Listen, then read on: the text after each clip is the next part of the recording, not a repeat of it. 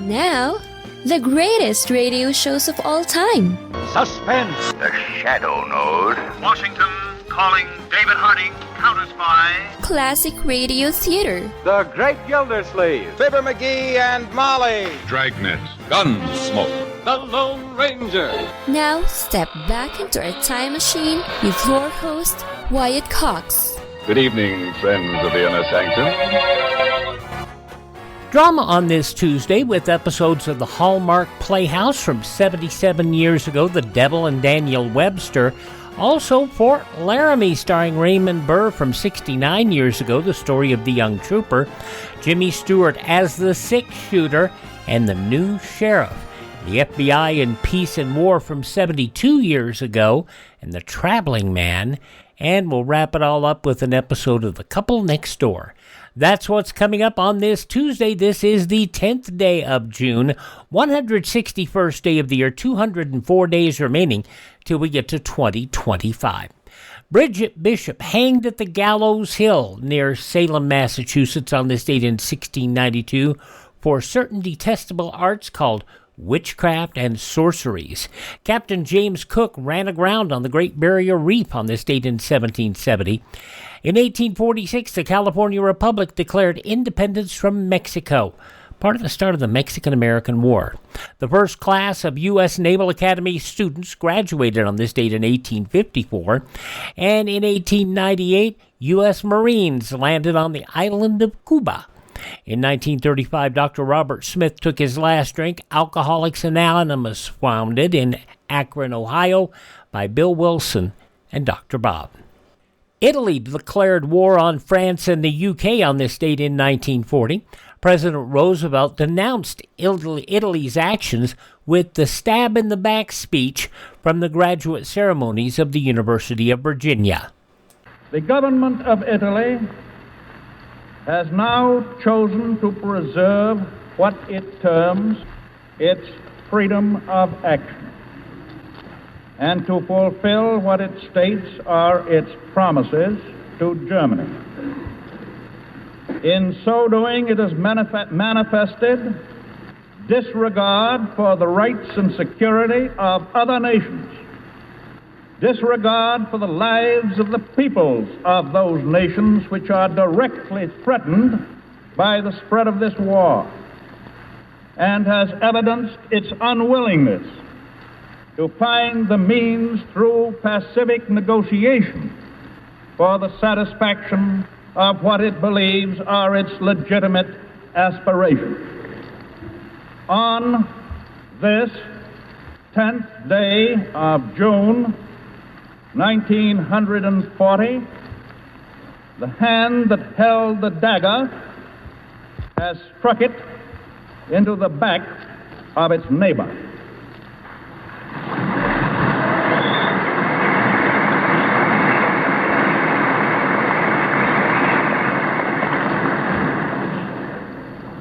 On this 10th day of June, 1940, in this university, founded by the first great American teacher of democracy, we send forth our prayers and our hopes to those beyond the seas who are maintaining with magnificent valor their battle for freedom.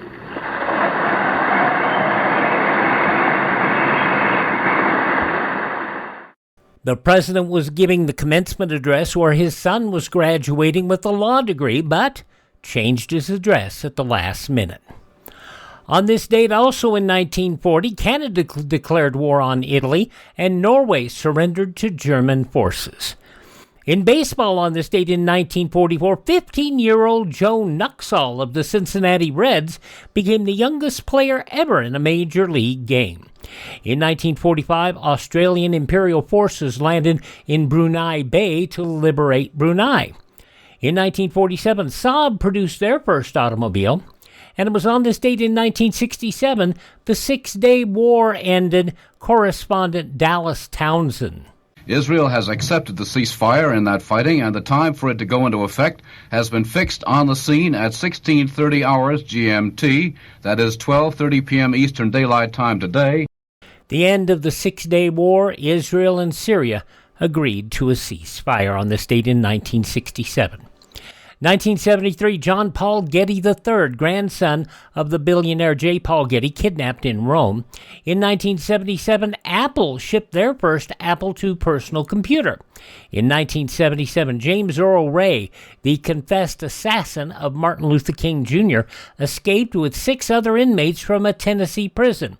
Ohio Congressman Louis Stokes, chairman of the House Assassinations Committee, was among those who felt Ray knew more than he was telling about the King shooting, and that the escape was an attempt to silence Ray.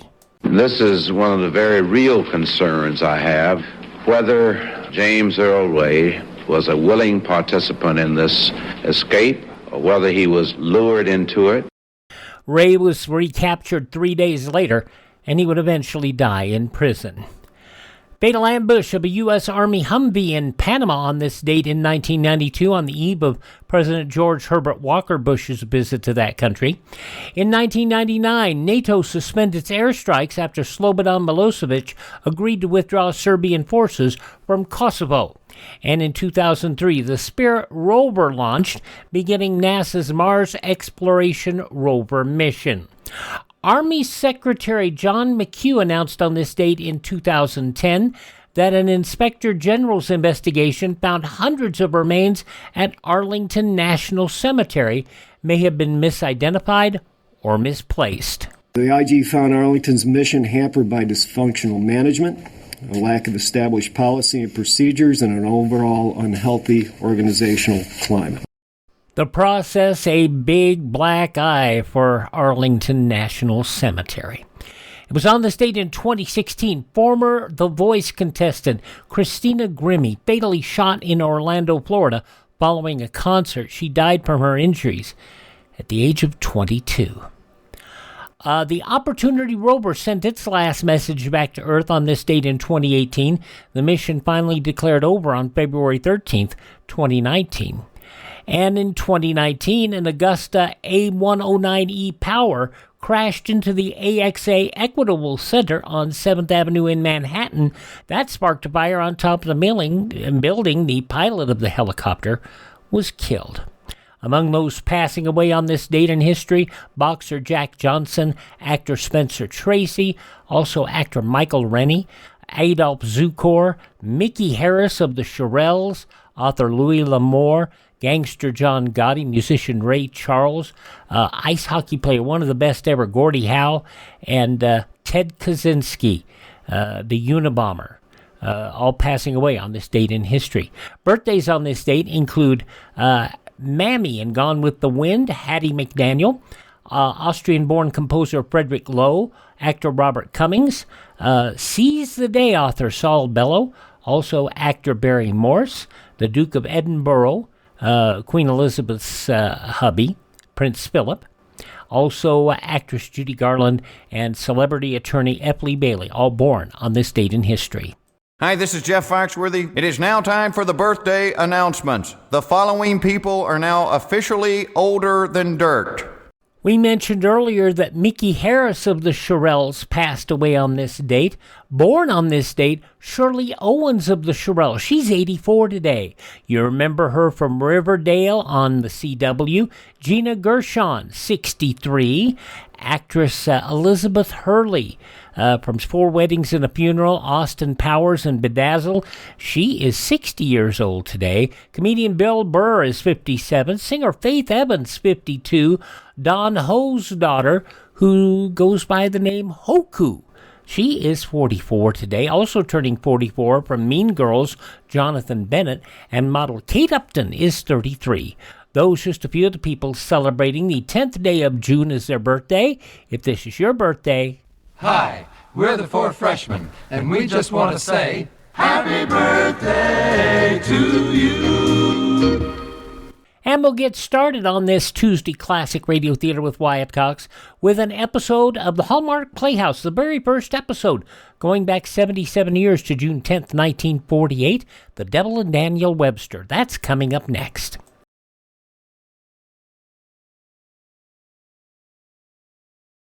A wise farmer knows that he must get his livestock under cover to protect them from radioactive fallout. An attack may never come, but it's wise to prepare now.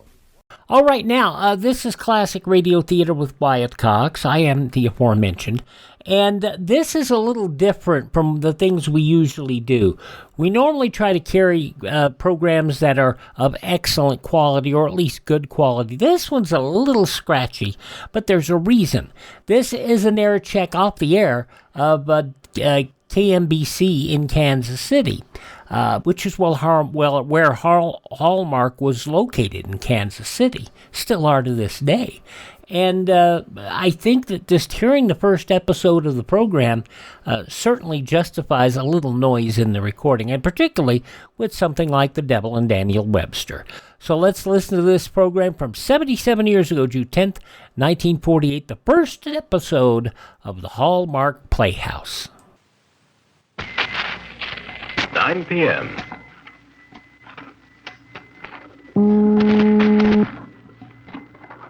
A Hallmark card when you care enough to send the very best.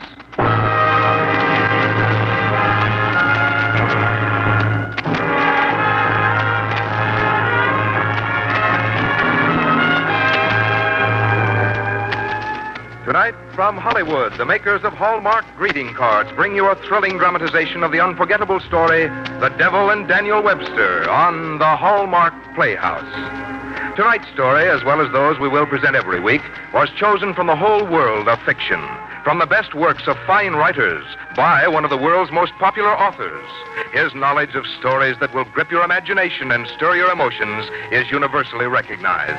For he is the author of such wonderful novels as Goodbye, Mr. Chips, Random Harvest, Lost Horizon, and many others you have loved in books and on the screen. Hallmark is proud to present the distinguished novelist, Mr. James Hilton.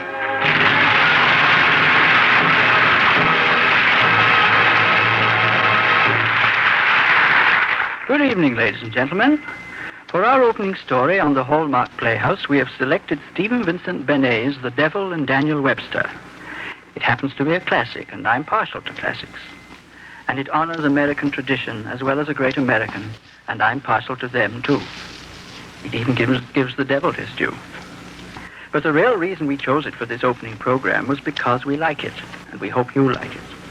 It's not only a great story, it's a good story, if you get what I mean. In fact, we might all of us settle once and for all on our rather simple requirement for stories in this program, that they shall be good enough to give you good entertainment. That being so, they can be anything else they want to be. Indeed, we have the bookshelves of the world at our disposal. From the pages of the most skillful storytellers, old and new, we shall try to bring you adventure, romance, fantasy, excitement, comedy, now and then a tear or a mood that stays. For the fine teller of tales does just that. He slips into your heart and leaves you something to think about. Yes, Mr. Hilton, like the thought left behind by your own lovable Mr. Chips. The simple request he made of his pupils when he said to them, "Think of me as I shall certainly think of you."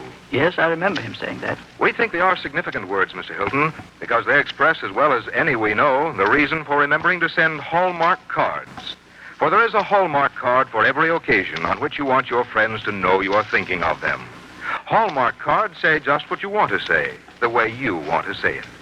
Won't you remember to look on the back of the card for those 3 identifying words, a Hallmark card. They tell your friends you cared enough to send the very best. Now, Mr. Hilton, we're ready for tonight's story. One of Stephen Vincent Benet's favorite figures in American history was Daniel Webster, and he wrote at least 2 stories about this famous American statesman and the legends that surround him. Here is his story of The Devil and Daniel Webster.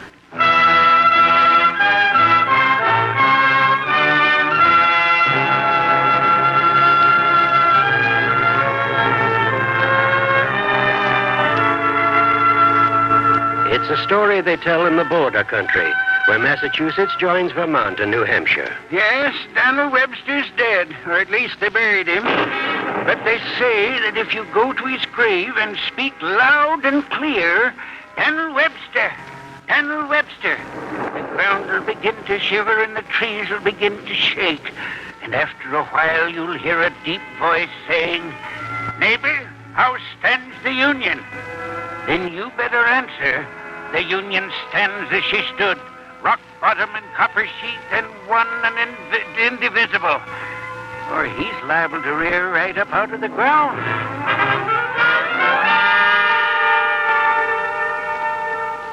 Daniel Webster, a man, but something more than a man. A legend, but something a great deal bigger than a legend. There are thousands that trusted in him right next to God Almighty, and they told stories about him that were like the stories of the patriarchs. But the biggest case he argued never got written down in the books, for he argued it against the devil, nip and tuck and no holes barred. And this is the way it used to be told. There was a man named Jabez Stone, lived at Cross Corners, New Hampshire. He wasn't a bad man, but he was an unlucky man. When he planted his fields in corn, the borers ate them before they flowered. When he planted potatoes, the blight rotted them in the ground. On the day I'm telling you about, he broke his plowshare on a rock. And the same afternoon, his cow dropped dead. And that night, when he went out to have a look at his horse... Old Tom? Old Tom, where are you? Old Tom! Old Tom, where are you, fella? Oh. Old Tom. Cold. Stone cold. The cow and now the horse in one day. I swear it's enough to make a man want to sell his soul to the devil. And for 2 cents, I'd sell mine, too. Jabez Stone! Jabez Stone! Jabez Stone! What was that? Did someone call? Is someone out there? Jane! Jane! Jane! What is it, darling? Oh, Jane. What on earth is wrong, Jabez? Why did you bolt the door? I thought I heard. Heard what? When the thunder crashed, I thought I heard someone call me. Thunder? What thunder? Well, the thunder just now. I didn't hear any thunder. You didn't hear any thunder? No, dear, you must have imagined it. I hope I imagined it. Dear God, I hope I imagined it.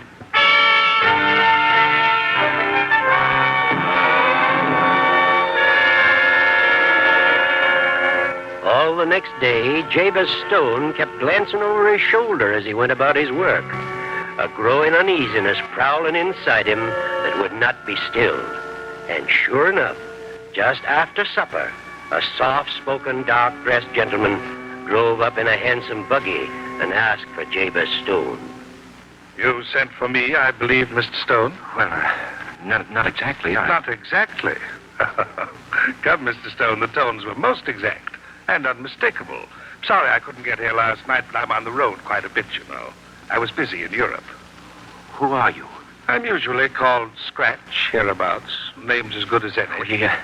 We better walk out behind the barn. My wife might see you. As you like.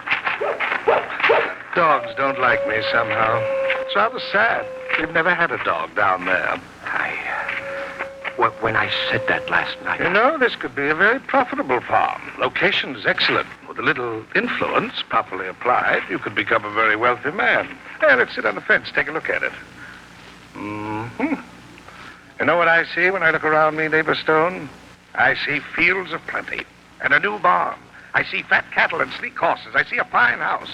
And I see you, a prosperous gentleman surveying your domains. How does that sound to you? Oh, it sounds like heaven. It's not precisely the most appropriate word for it. In any case, it wasn't heaven that you called in for help. I didn't call on you for help. Pardon the contradiction, neighbor Stone, but you did most insistently. Well, let me see. The price mentioned was 2 cents, I believe. Of course, we'll raise that. I don't believe in driving a mean bargain. Suppose we make it 7 years of prosperity. 7 years? Of all the things you ever wanted for your wife and your children for 7 years. Prestige, position, money. Well, I don't know. I could hold you to the original bargain, you know. I could give you the 2 cents and take your soul right now. But I've had a good week, and I don't mind letting you get the best of me. You'll have everything you want for 7 years, neighbor Stone. I've worked so hard, I had such good intentions. Well, you know what road is paved with good intentions, Chambers. Here, give me your hand. Let's seal the bargain. I never thought I'd make a bargain with them. No, most men don't. But you'd be surprised how many of them are glad to do it when the shoe begins to pinch a little. Poverty becomes such a tiresome bedfellow.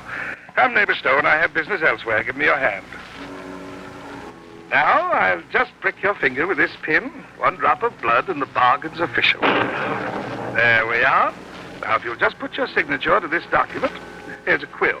Better wrap your handkerchief around it. You may find it a little hot to handle. Sign on the bottom line, please. Very good, neighbor Stone. Very good indeed. Well, I'll be on my way. Is it dawn already? Time goes fast in my company, Chambers. Very fast. Very fast. Very fast. Oh, wait a minute.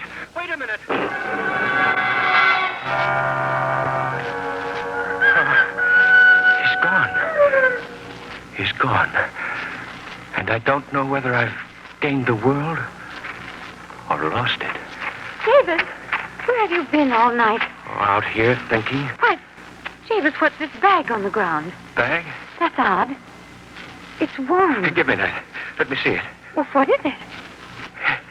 It's gold, Jane. It's filled with gold pieces. Gold? Well, where did it come from? It's mine. Yours? Where would you get a bag of gold pieces? It's mine.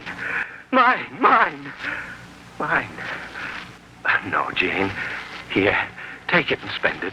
Buy whatever you want. Davis, I don't want any part of that money. No part of it? Oh, Davis, give it back. Wherever you got it, give it back. I can't. I've accepted it. I can't give it back. All right, Davis. I'd better be seeing to breakfast. But Jane! I'll call you when it's ready. Then I've lost the world. I've lost the world.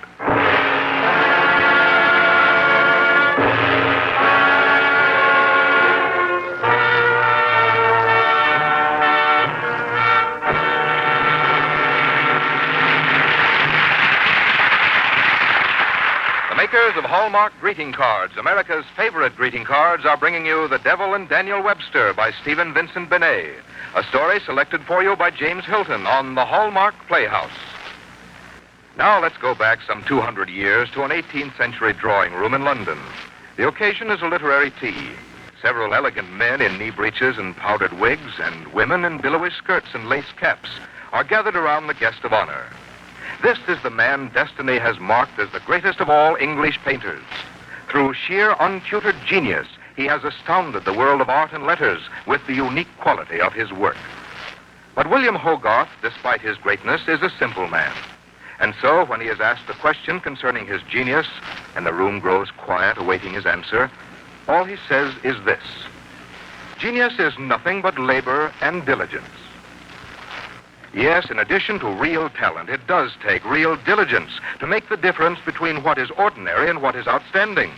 And the folks who make Hallmark cards never forget that this is true. That's why so much painstaking care goes into the expression of even the simplest sentiment created by the makers of Hallmark cards. You see, they're not making just cards. They're making Hallmark cards, greeting cards that are warm and friendly and sincere. Cards that say just what you want to say, the way you want to say it. That's why Hallmark cards are America's favorite greeting cards.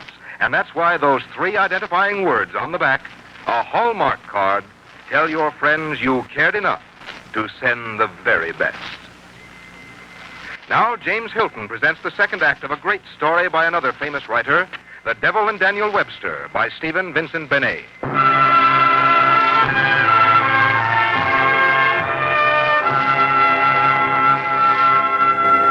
We're midway in Stephen Vincent Benet's story of The Devil and Daniel Webster. The spell is laid, the charms wound up. Jabez Stone is enjoying his years of prosperity. Daniel Webster is making up speeches to use against John C. Calhoun. And Old Scratch is counting off the years. 1, 2, 3, 4, 5, 6, 7. The 7th year, the year of reckoning. Listen. It was morning of the last day of the 7th year, and Scratch came up through Jabez Stone's lower fields, switching his boots with a cane. I was just looking over the property, neighbor Stone. I trust you have your affairs in order. I'll be here to get you promptly at the hour of midnight. I'm not going with you. I won't go. You can't make me go. Oh, won't you, neighbor Stone? You'll find that I'll carry your soul off in this handkerchief as simply as though it were a butterfly. Put that handkerchief away. Leave me. Get out of my sight. Leave me. Until midnight, Jabez. Until midnight. What can I do? Who can I turn to? What can I do? He stood there, one man, alone and terrified, looking into hell. And then, like a cool, peaceful hand resting for a moment on his soul, the thought came to him. Daniel Webster. Daniel Webster. I'll go to Daniel Webster. I'll go to Daniel Webster.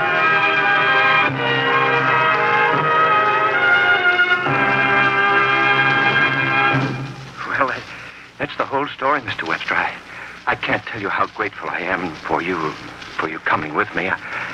If anyone can help me, I know you can. Well, neighbor Stone, if two New Hampshiremen aren't a match for the devil, we might as well give the country back to the Indians.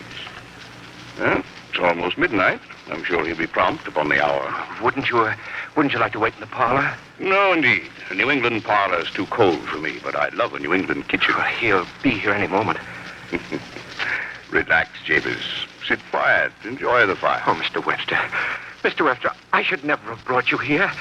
I didn't realize what I was doing. Suppose he were to get you, too. Harness your horses and get out of here. Well, I'm much obliged to you, neighbor Stone. It's kindly thought of, but there's a jug on the table and a case in hand, and I never left a jug or a case half finished in my life.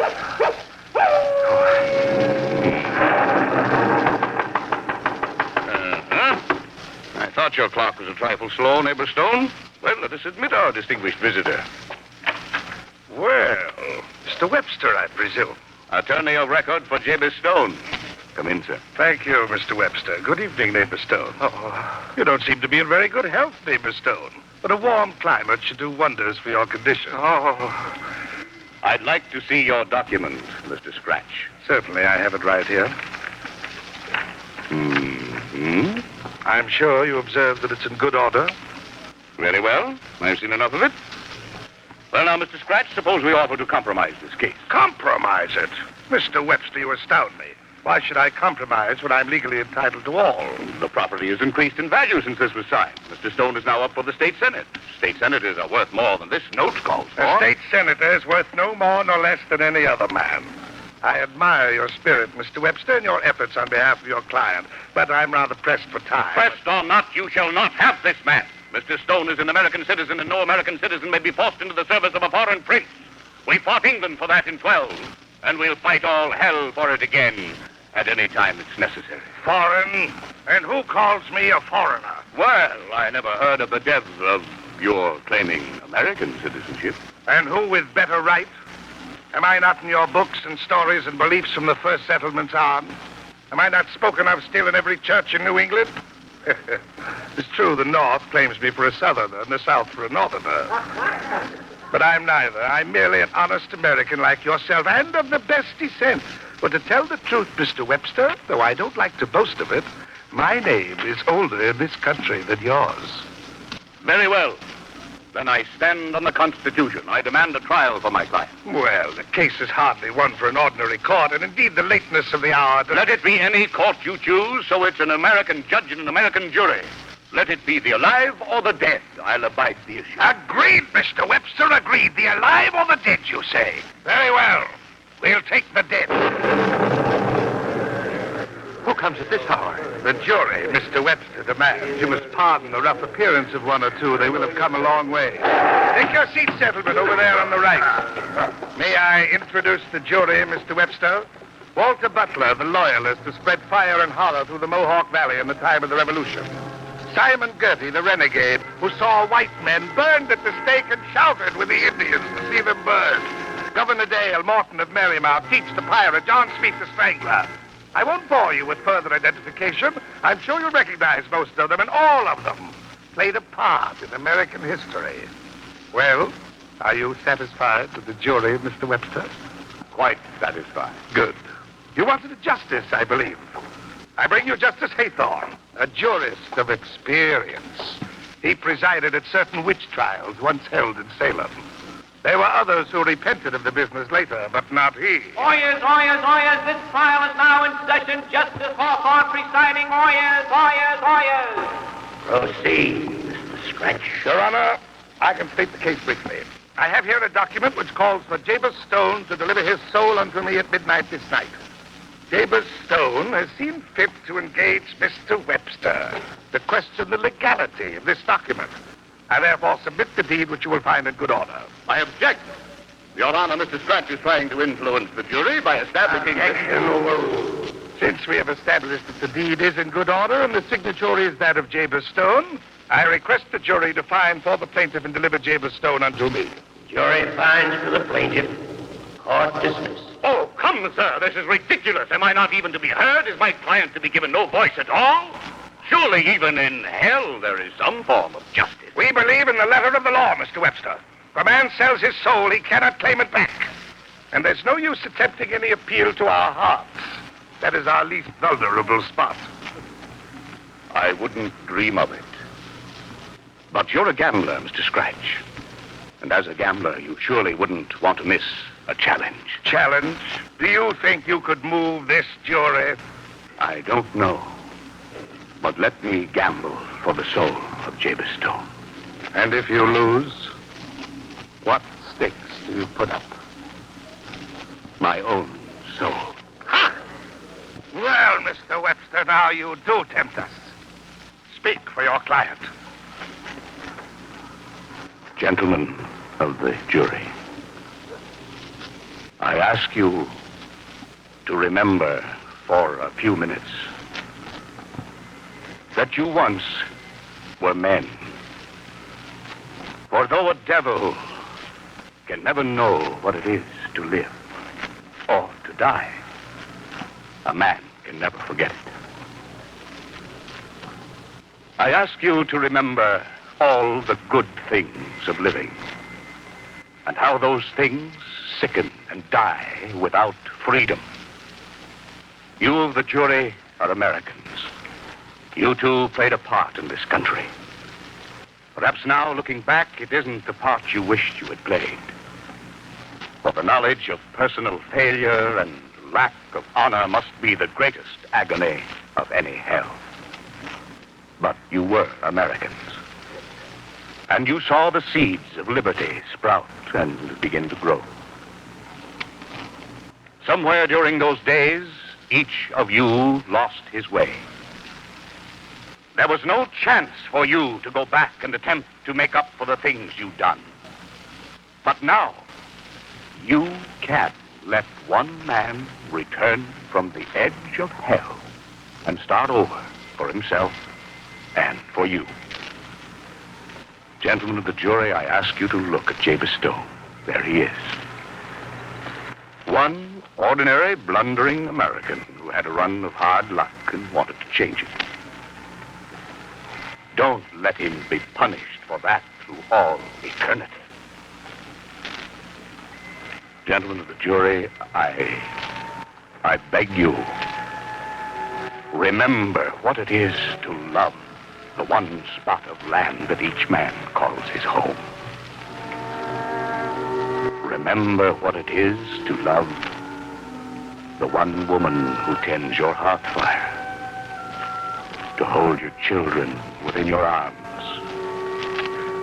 to plan and to dream and grow and live. Remember what it is to feel the wind of New Hampshire on your face and the earth under you and the red blood singing in your veins. Remember the sound of the word liberty and how that word caught fire and blazed until it became a light and hope and warmth to an entire world. Gentlemen of the jury, remember that you were Americans and are still Americans. And that this man who stands before you is of your flesh, and of your dreams, and of your soil. And you, and only you, stand between him and the devil. The defense rests. Jury will retire to consider its verdict. The jury has considered its verdict, Your Honor. We find for the defendant, Jabez Stone. Perhaps it's not strictly in accordance with the evidence, but even the damned may salute the eloquence of Mr. Webster.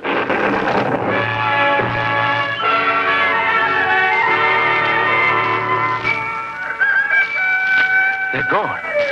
They're all gone. Well, I won't say that I'm pleased about the verdict, but nevertheless, my congratulations as between two gentlemen. I'll have Jabez Stone's contract, if you please. Yes, Mr. Webster. Now then, as regarding the costs of the case, I want a document promising never to bother Jabez Stone nor his heirs or assigns, nor any other New Hampshireman till doomsday. For any Hades we want to raise in this state, we can raise ourselves without assistance from strangers. It is done. Here, glance it over. You'll find it in good order. Thank you. Yes, this will do nicely. Well, you certainly get things done in a hurry when you want to, don't you? The resources of evil are infinite, Mr. Webster. All right, you long-barreled, slab-sided, lantern-jawed, cloven-footed note-shaver. Be off with you. Be off to your own place before I put my mark on you. Well, if you insist. Good night. Goodbye, Mr. Stone. And Mr. Webster, I don't suppose we'll be meeting again, but, c'est la vie. C'est la vie. Good night. Mr. Webster, I'm never going to be able to thank you. Well, now let's see what's left in the jug. For it's dry work talking all night. I hope there's pie for breakfast, neighbor Stone. Well, we got the best of old Scratch.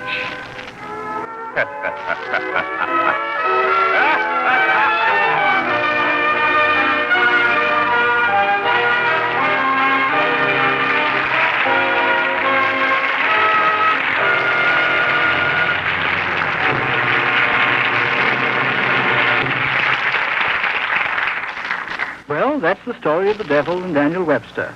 And they say that whenever the devil comes near Marshfield, even now, he gives it a wide berth. And he hasn't been seen in the state of New Hampshire from that day to this, thanks to Daniel Webster. In a moment, James Hilton will return, now that Daniel Webster has taken care of the devil and put him in his place. So, in one big jump, we leave the devil and open the gates of heaven. That is, a children's heaven, because I want to tell you about the Hallmark Doll Collector's Album. Children are going to have more fun than ever collecting Hallmark dolls, now that there's a lovely new album to put them in. It gives you a new and inexpensive way to make some child very happy. And during this introductory period, the album is only 25 cents when you buy one or more of the Hallmark dolls. You'd expect the album alone to be worth $1, but you can give your little boy or girl or some little friend the Hallmark Doll Collector's Album with 3 beautiful Hallmark dolls in it to start a collection for only $1. It's a wonderful and truly different gift that will make any child's heart leap with joy. Then later, you or friends and relatives can help complete the entire collection of 16 colorful Hallmark dolls. The dolls are as easy to send as any Hallmark greeting card and cost only 25 cents each. And each new doll added to the collection will mean a new thrill for a child. So stop in tomorrow and see this new album at the store where you buy your Hallmark cards. Remember, the album with 3 dolls in it to start the collection is only $1. Now here again is James Hilton. I think you'd like to know that Daniel Webster was played by John McIntyre and Mr. Scratch by Alan Reed, 2 of Hollywood's finest actors in 2 very fine parts. Now, next week, ladies and gentlemen, we present for the first time on the air a delightful romantic comedy by Douglas Welch called Mrs. Union Station. I won't try to tell you what it's about, but I'll say this much. We've certainly been having fun getting it ready, and I'm really looking forward to it. So until next week, this is James Hilton saying good night.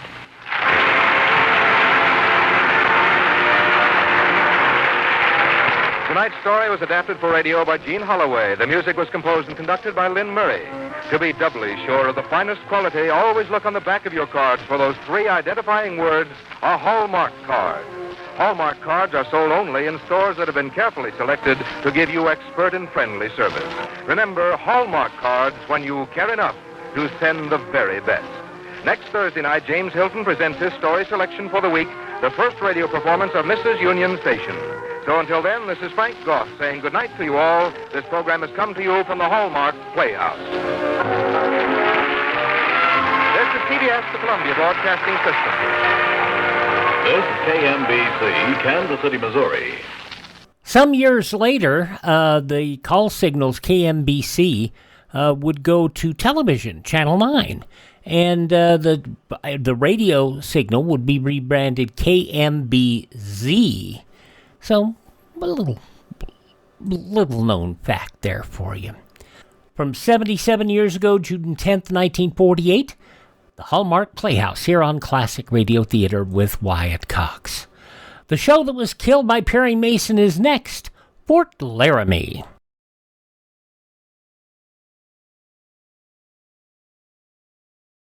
There is a defense against radioactive fallout. During enemy attack, get to a shelter immediately. Stay there until local officials advise you it's safe to leave. Be prepared.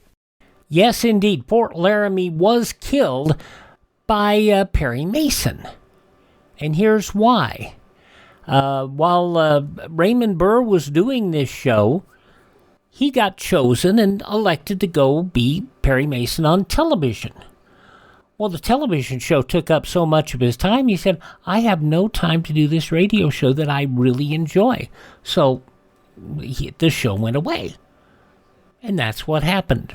That's why it was only a one-season show. Of course, it wouldn't surprise me to find that money had a little something to do with it, too.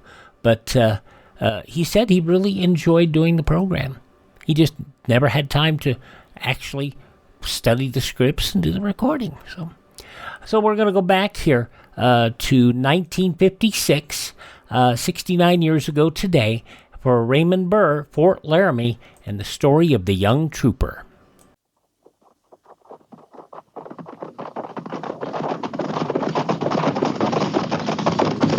At the gallop! Oh!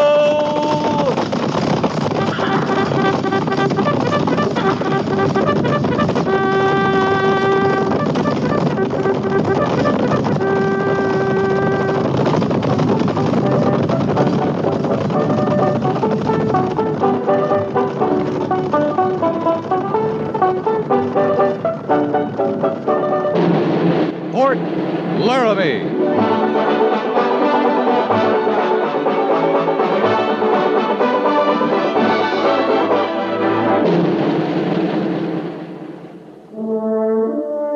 Fort Laramie, starring Raymond Burr as Captain Lee Quince. Specially transcribed tales of the dark and tragic ground of the wild frontier. The saga of fighting men who rode the rim of empire. And the dramatic story of Lee Quince, Captain of Cavalry.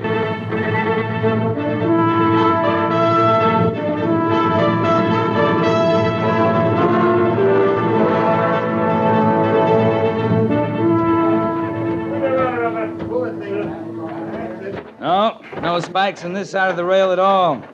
How about over there, Mr. Syberts? Haven't run into one in 20 yards, Captain.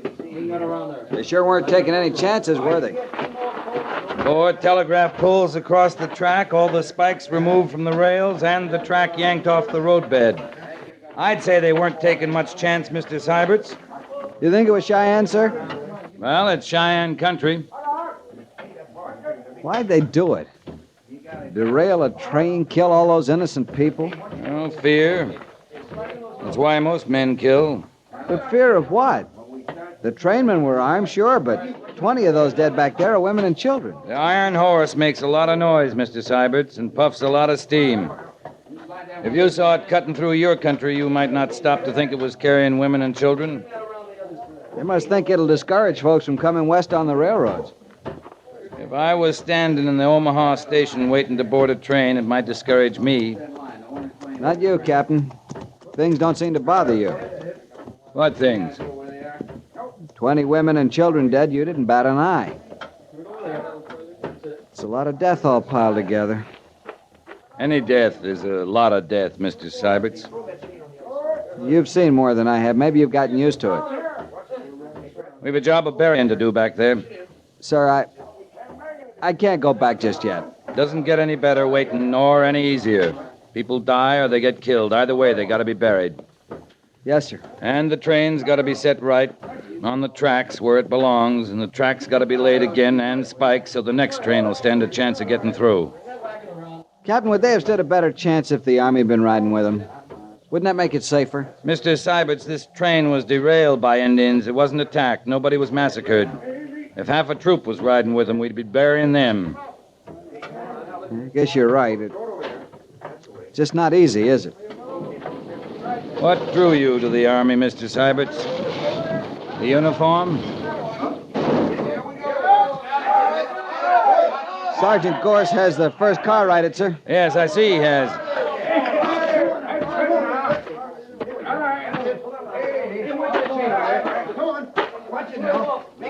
Let's go. Good, man. All right, now take yourselves a rest now. Okay, sir. Good work, Sergeant. It's a mite easier telling them how it's done, Captain. Somebody has to do the telling. You got a car back on the rails, didn't you? Yeah, but this ain't cavalry work. We're all that's here, Gorse. You think you got 'em all out before you set that car right? There's no way of telling that, Captain, till we look and see. If it's all right with you, sir, I'll board that car and see if we got all the dead. It's all right with me, Mr. Seiberts. If you need a hand, Lieutenant... If I do, I'll call for it, Sergeant. Yes, sir. Well, guess there'll be no way of telling when this happened. Not from the bodies. They've been stiff as old hides ever since we come on them. 6 or 8 we're throwing clear, isn't that right? Clear. Just as dead, but clear. Get our mounts, Sergeant. We're going to take a little ride. Yes, sir. And see if the telegrapher's got a reply yet from Union Pacific. Yes, sir.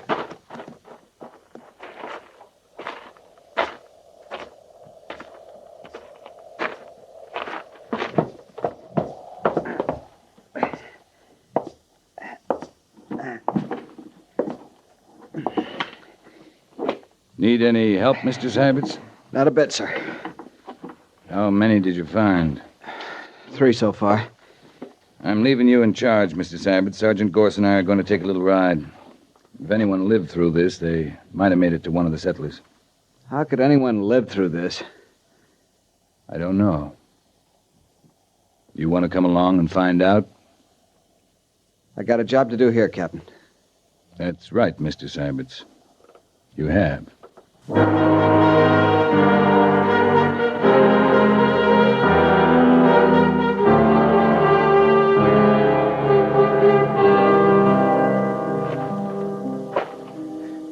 I ain't had much time to look around good. Just rode up myself, a bit before you did. How many horses did you have, mister? 18. Not counting the one I was riding. I wonder how come they left the house standing. Burned everything else. They didn't mean to do you a favor. I'm sure of that. Thought you Army boys had them Cheyenne cooped up in the reservation. Most of them. Not all of them. That's not good enough. Not near good enough. Nobody in the house, Captain. I could have told you that. Nobody here at all. Took my woman down to Crow Creek near a week ago now. Just come back. You left your stock untended all week? I got laid up down there. Grip. Too aching to come back sooner. Besides, I spoke to Nate before I left. He said he'd mind them for me. Who's Nate? Neighbor. Over the rise there. Nate Cotter. Farms a little, keeps stock like me. Said he'd mind them for me. I done it for him. Could be he run your horses over there to feed. No. No, this is Indian work. Like that train you told me about. You used to trouble with the Cheyenne? Yeah. Ever since the railroad. It was peaceful enough before they had to lay that track and send them steam engines puffing across the land, scaring the stock, scaring Indians, too. They don't like 'em. Iron horses. They don't like 'em at all. Mister, we're burying near 30 dead that says they don't like 'em. Yeah. Well, I got work to do. Thinking. I can't help you none. We got a camp back near the railroad. You're welcome to come with us. Leave my land? Good Lord, man. That's all I got left. No, I ain't leaving. The Cotter place just over the rise? Yeah. 2 miles, 3. They're my neighbors. Nate and his missus.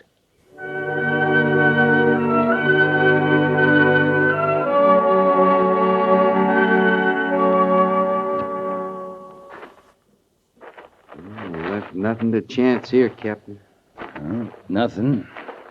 And no one. That'd be Nate Cotter. It'd be a man on Nate Cotter's place. Yeah. Guess it's Cotter. Crazy thought I get every time we find one like this. Can't help wondering what they died of first. Of course, it doesn't make much difference. No, sir, it doesn't, but I get the thought just the same. Well, I'll look around for something to dig with, Captain. Guess there's no need to look for his woman. They carried her off, sure. Yeah. Hold it, Gorse. Something else, Captain? Yeah, I thought I heard something. I sure don't. Listen. Over there, where that clump of trees is. Something, maybe only the wind, though. You want I should come with you? No, just keep a sharp eye.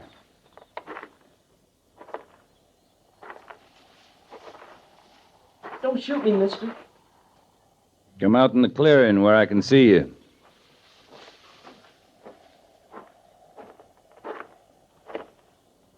I sure hope you don't aim to shoot. No, I don't aim to. Much obliged, sir. What's your name, boy? Jed, You belong here, Jed? it don't feel like it. It sure don't. How long you been here? Seems like a long time, mister. A long time. No cause to be afraid now, Jed. It's over. The burning, everything. It's all over. Yes, sir. I see it is. Where's he from, Captain? Just the trees, that's all. I ain't done nothing. You better come back to camp with us, Jed. Some hot food, a cot. You'll feel a sight better. You're Army folks, ain't you? Yeah. This is Sergeant Gorse. I'm Captain Quince. Hello, boy. My pa was a sergeant. Was he? You got somebody laying dead over there, Captain? Yeah. You got a ma, Jed? Sure. I got a ma. You better come with us, boy. There's nothing for you here. There sure ain't. There sure ain't nothing.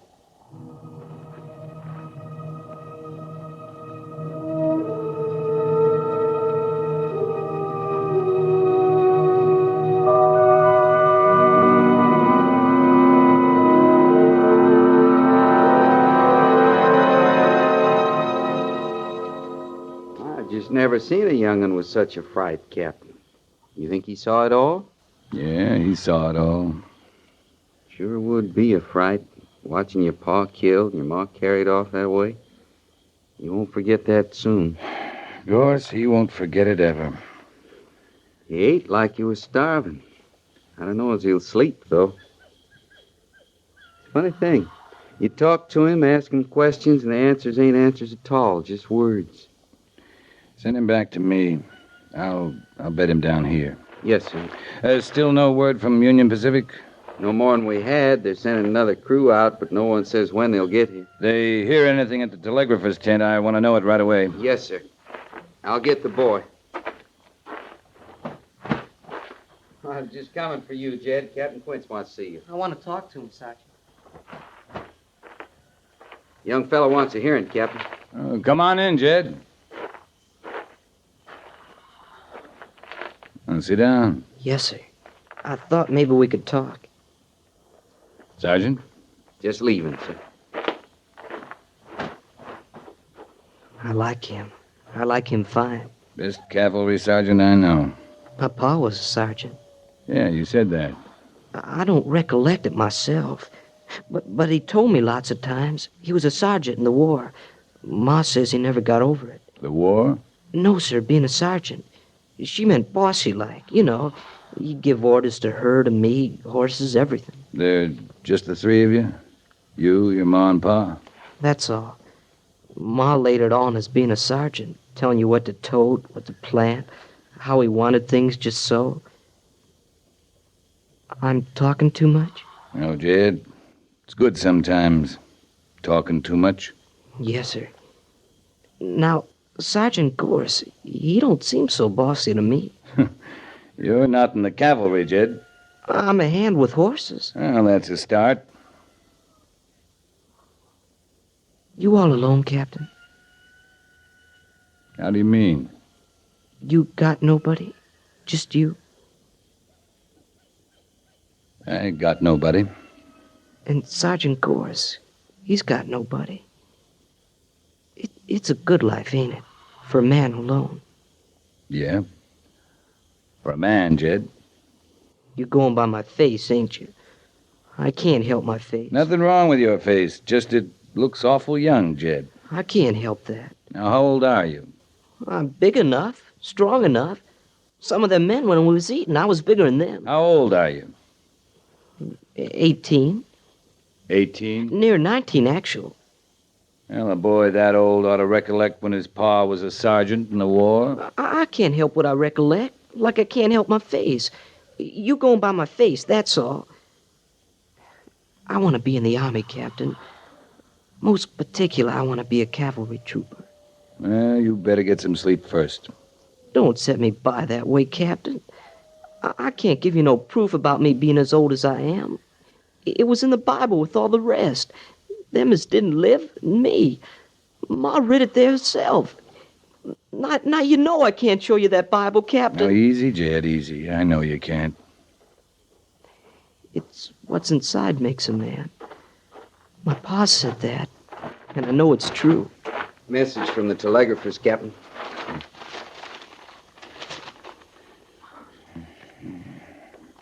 From Major Daggett, Sergeant. He's sending laborers and our replacements down from Fort Laramie. As soon as we're relieved, our orders are to return to the fort. Yes, sir. That might be sundown tomorrow, so pass the word. Yes, sir. You'll take me along, Captain. You wouldn't want to leave me for the Injuns. Jed, I'd say a lot depended on how soon you stretch out there and go to sleep. I'm almost asleep now, Captain.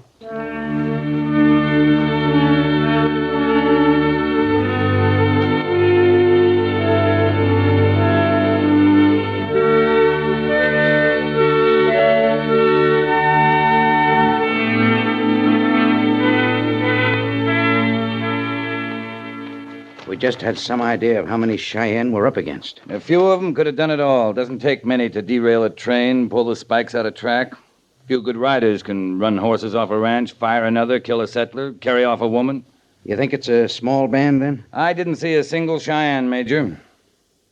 What did the scouts say? Well, here's the last report. No sign of camps. No Cheyenne activity. I sent Pete Hazen out yesterday morning. Well, if there's still Cheyenne in the west, Pete will find them. When he does, we'll have to engage them, Captain. When he does, we will. That rail line has to stay open. Big shipments of Army supplies have already left the east. It's a matter of days till those trains cross the same spot where this last one was derailed. Any people on these trains, Major? You mean troops? I mean any kind of people. We left nearly 30 graves by that roadbed. It's a little fresh in my mind. You think I don't know that? I just know I know it. That's enough for me. We couldn't have stopped this last disaster, Lee. There's no way. There's one way. We could have been there in time. What kind of scouts we got between here and Cheyenne? Poor ones. You know, we can get some good scouts. Get some squaws off the reservation. You couldn't do worse. All right, Lee, that's enough. Well, we're the best scouts in the world. The Army's not big enough to patrol every inch of rail line to the coast. Remember when they were laying this track? I was on General Augur's staff. The 30th Infantry, part of the 4th, part of the 36th, 4 companies of cavalry, 4 companies of Pawnee scouts, just to protect the grading and working parties. And General Dodge was chief engineer of the road. I know that. Doesn't change a thing. Yeah, I see it doesn't. That all, sir? That's all, Captain. Oh, Captain. Yes, sir? Lieutenant Syberts tells me you brought back a boy, an orphan from one of the ranches. That's right, Major. What do you think of him? He's young. Scared. Syberts thinks he'll make a good trooper. Does he? I'm asking what you think, Lee. I turned him over to Sergeant Gorse. If there's any trooper in him, he'll bring it out. Yes. Yes, he will. That's all, Captain. Dismissed. Yes, sir.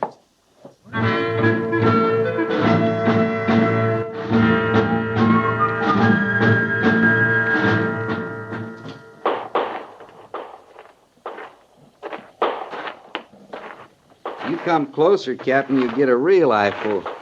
Jed's a good shot, is he? Haven't fooled him yet. Started him on sidearms. Worked up through Springfield, Spencer's. And with a Henry rifle, he just might stand off sitting bull in the whole crowd. He's high on himself about horses. How is he there? Horses he knows. Cavalry saddles or something else again. Well, he's bright enough, Jed is. He'll master saddling and unsaddling. He's a boy, Gorse. He's just a boy. Why, he claims he's near 19. He's a boy. You know he is.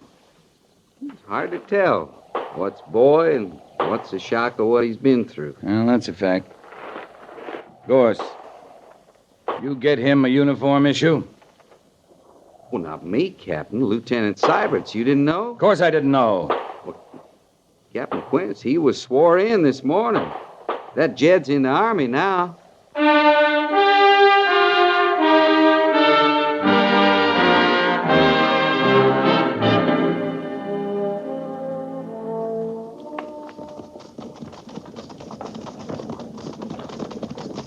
Rendezvous point ahead, Captain. Right, Mr. Syberts. Just a quiet ride so far, sir. If Captain Meade's infantry is camped on Old Woman Creek, we'll be able to attack tonight. Is that your plan, Mr. Syberts? Well, not my plan, sir. I thought we could surprise them, and if we could, it would be good, that's all. If we can surprise them, it'd be good. Yes, sir. You know this country, Mr. Syberts? Not this part of it, sir. Make out those foothills just ahead? Yes, sir. Full of rocks and crags. And maybe Cheyenne. Those hills are between us and Meade's infantry. But the scouts report put the Cheyenne on the other side of Old Woman Creek. Well, what I mean is they're not supposed to be in those foothills. I hope the Cheyenne know that, Mr. Syberts. Yes, sir. One thing, Captain, this will be a good experience for our young trooper. You mean Jed? His first go at Indian fighting. He's learned a lot, but he's awful green yet.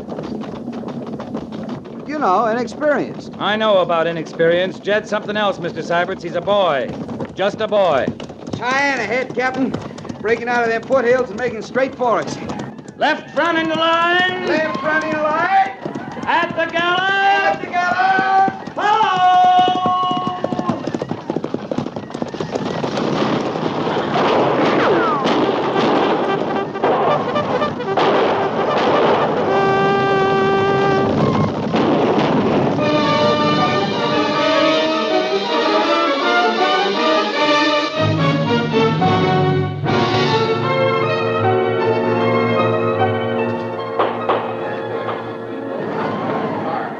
They mean to kill us all. I don't like it here. I want to get out.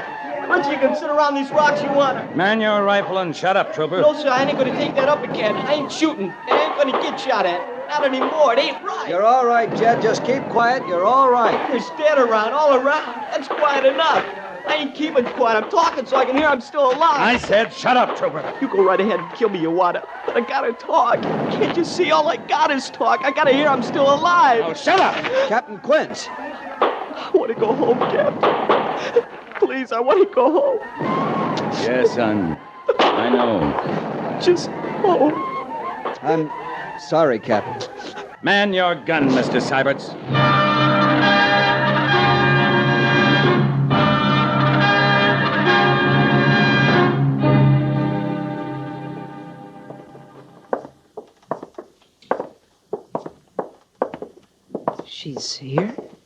Right here in the hospital?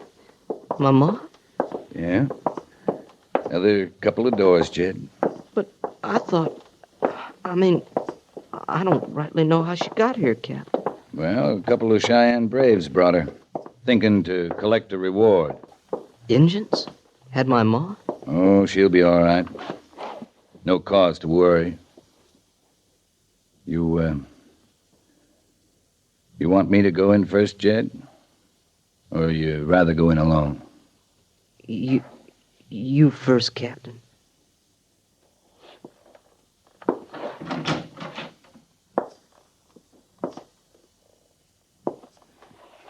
You awake, ma'am?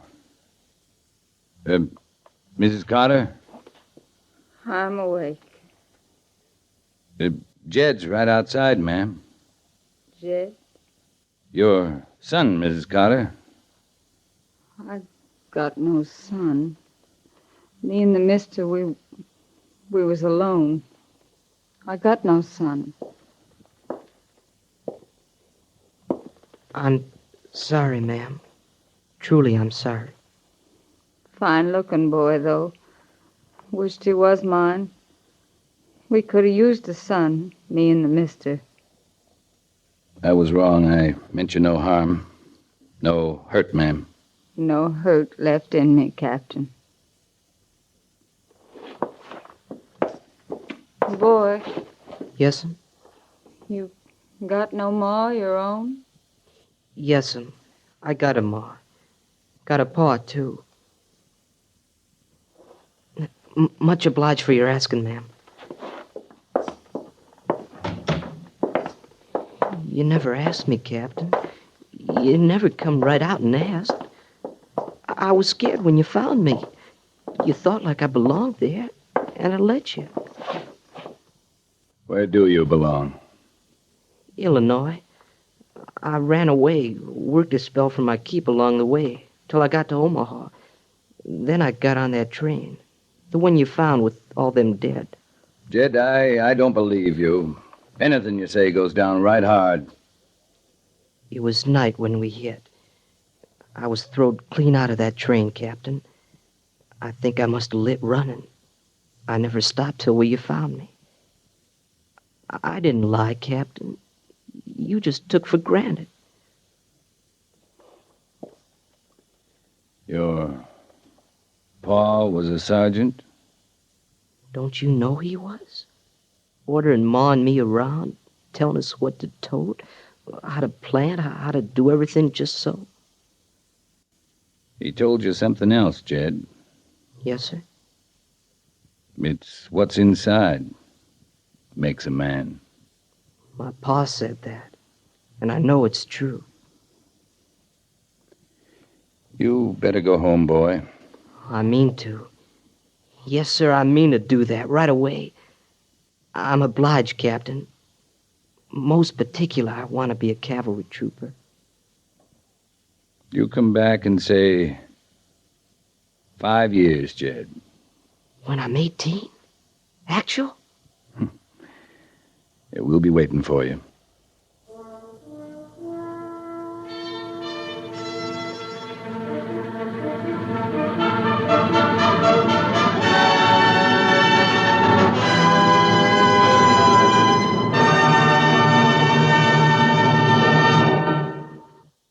Fort Laramie is produced and directed by Norman MacDonald and stars Raymond Burr as Lee Quince, Captain of Cavalry, with Vic Perrin as Sergeant Gorse.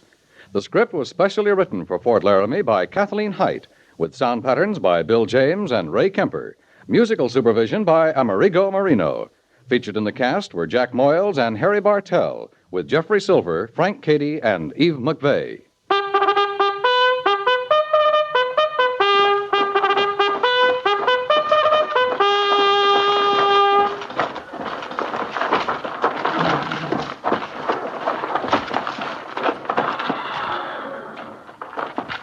Company, tension!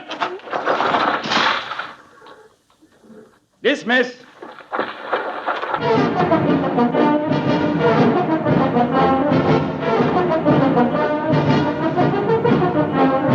Next week, Another transcribed story of the Northwest frontier and the troopers who fought under Lee Quince, Captain of Cavalry.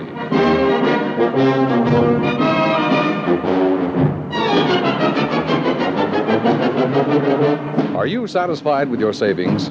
Few people are, but you can do something about it. The best way to save is through automatic deductions from current earnings. Whatever you're able to put aside will be there in a money crisis. Save through the payroll savings plan or the bond-a-month plan at your bank. Start saving now with United States Savings Bonds. The bonds that pay a guaranteed 3% interest when held to maturity. The bonds that always pay off.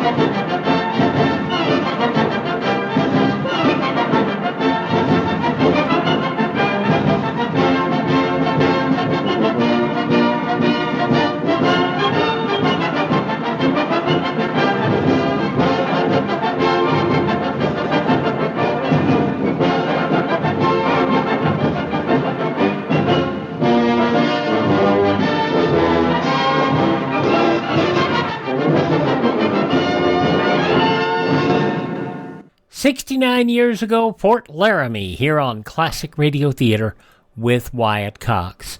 Here's what's coming up the rest of this week. Bob Bailey, Virginia Gregg, Let George Do It Tomorrow from 1951. Dick Culmer's Boston Blackie from 1945. Calling All Cars from 1935. Dana Andrews and I Was a Communist for the FBI from 1952. And then on Thursday, we'll have Western Adventure with Gunsmoke from 1954, Have Gun Will Travel from 1960, Van Heflin in the 1947 summer show for Bob Hope, The Adventures of Philip Marlowe, and then The Crime Club, also from 1947. On Friday, the Chase and Sanborn Hour with their special guest Joan Blondell, George Burns and Gracie Allen from the Kansas City War Bond Drive in 1944, and The Great Gildersleeve from 1943 as Gildy is planning his honeymoon. Comedy on Saturday as well, Screen Directors Playhouse adaptation of The Ghost Breaker starring Bob Hope from 1951. Also from 51, Father Knows Best. From 1950, You Bet Your Life starring Groucho, and My Friend Irma starring Marie Wilson. On Sunday, Crime and Peter Chambers starring Dane Clark from 1954. A Calling All Cars episode from 1939. Lights Out, The Prelude to Murder, and the FBI in Peace and War. Monday, we'll start off with, a wide variety. We'll start off with the Far West, Death Valley Days from 1939. Crime Classics from 1954. Did Justice Triumph from 1947. And Romance from 1952. And then on Tuesday, we'll have 1956 episodes of Gunsmoke and Fort Laramie. We'll have Jimmy Stewart and the Six-Shooter from 1954. And another episode of Death Valley Days, The Burrow with No Name. That's all coming up straight ahead here on Classic Radio Theater with Wyatt Cox. And anytime you can contact us at classicradio.stream. Up next, speaking of Jimmy Stewart, we'll hear from him next as the Six-Shooter.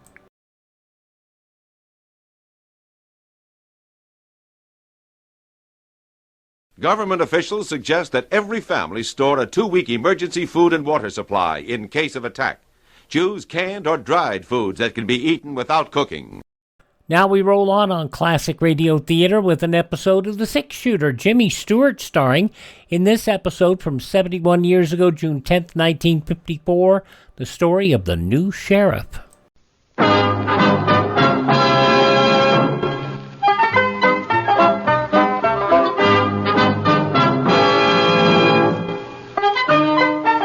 In a moment, you'll hear James Stewart as the Six-Shooter.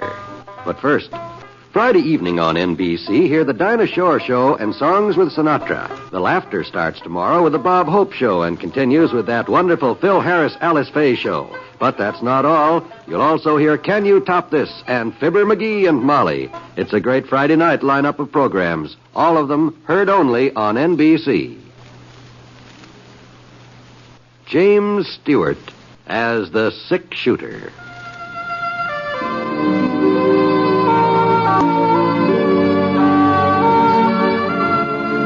The man in the saddle is angular and long-legged.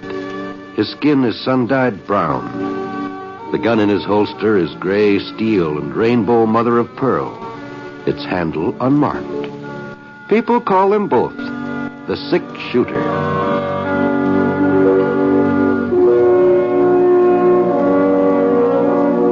The NBC Radio Network presents James Stewart as the Sick Shooter, a transcribed series of radio dramas based on the life of Britt Ponsett, the Texas plainsman who wandered through the Western Territories, leaving behind a trail of still-remembered legends.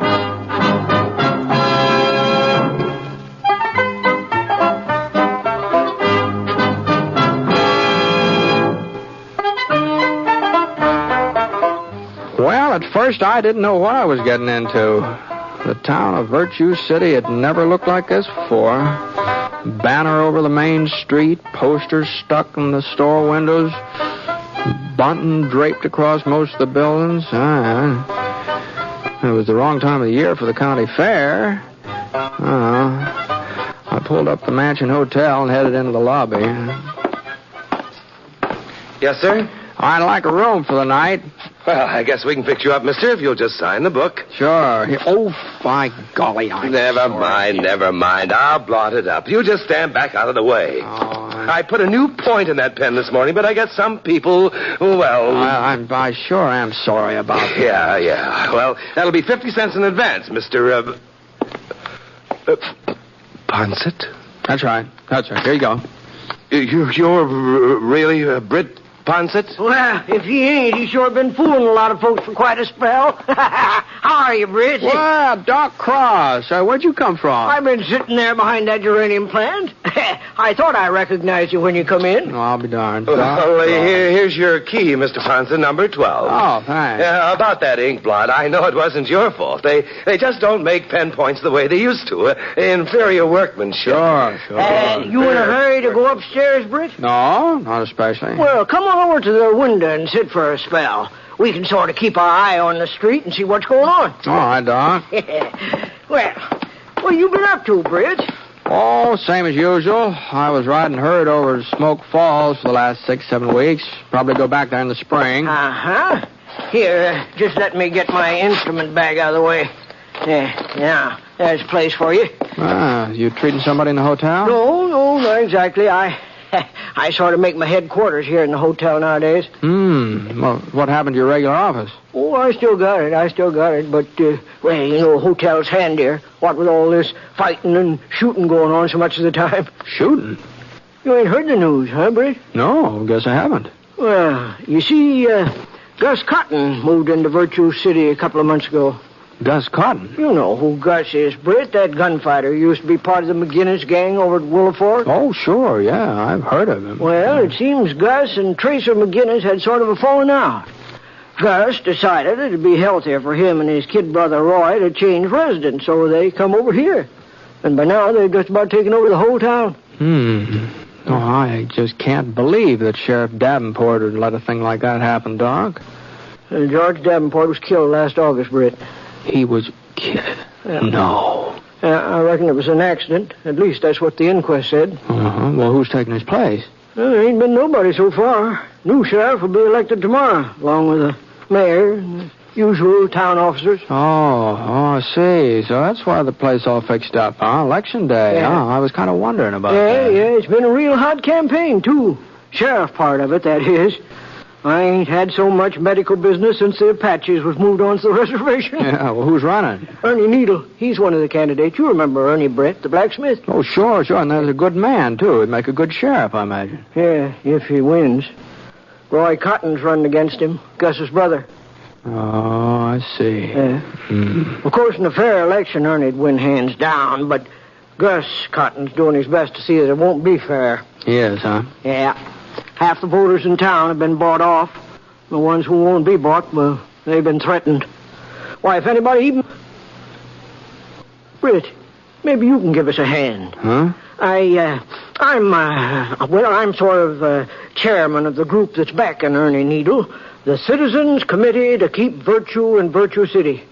That's what we call ourselves. I see. Now, Britt, if you could join up with us... Now, hold on, Doc. Now, I'm not a voter in this town. I'm not even a resident. I know, but you've got influence. Lots of influence. And if you... well, Doc, Well, you have lots of influence, Britt. And look, if you was to come to our rally at the schoolhouse tonight and sort of sit up there on the platform next to Ernie Needle, well, that might win him some of Roy Cotton's votes. No, I'm sorry, Doc. Now, this just isn't any of my business. Now, you know that as well as I do. Now, Britt... No, so long, Doc.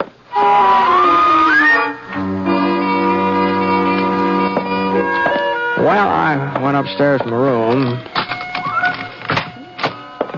Number 12 was on the north side facing Ernie Needle's blacksmith shop.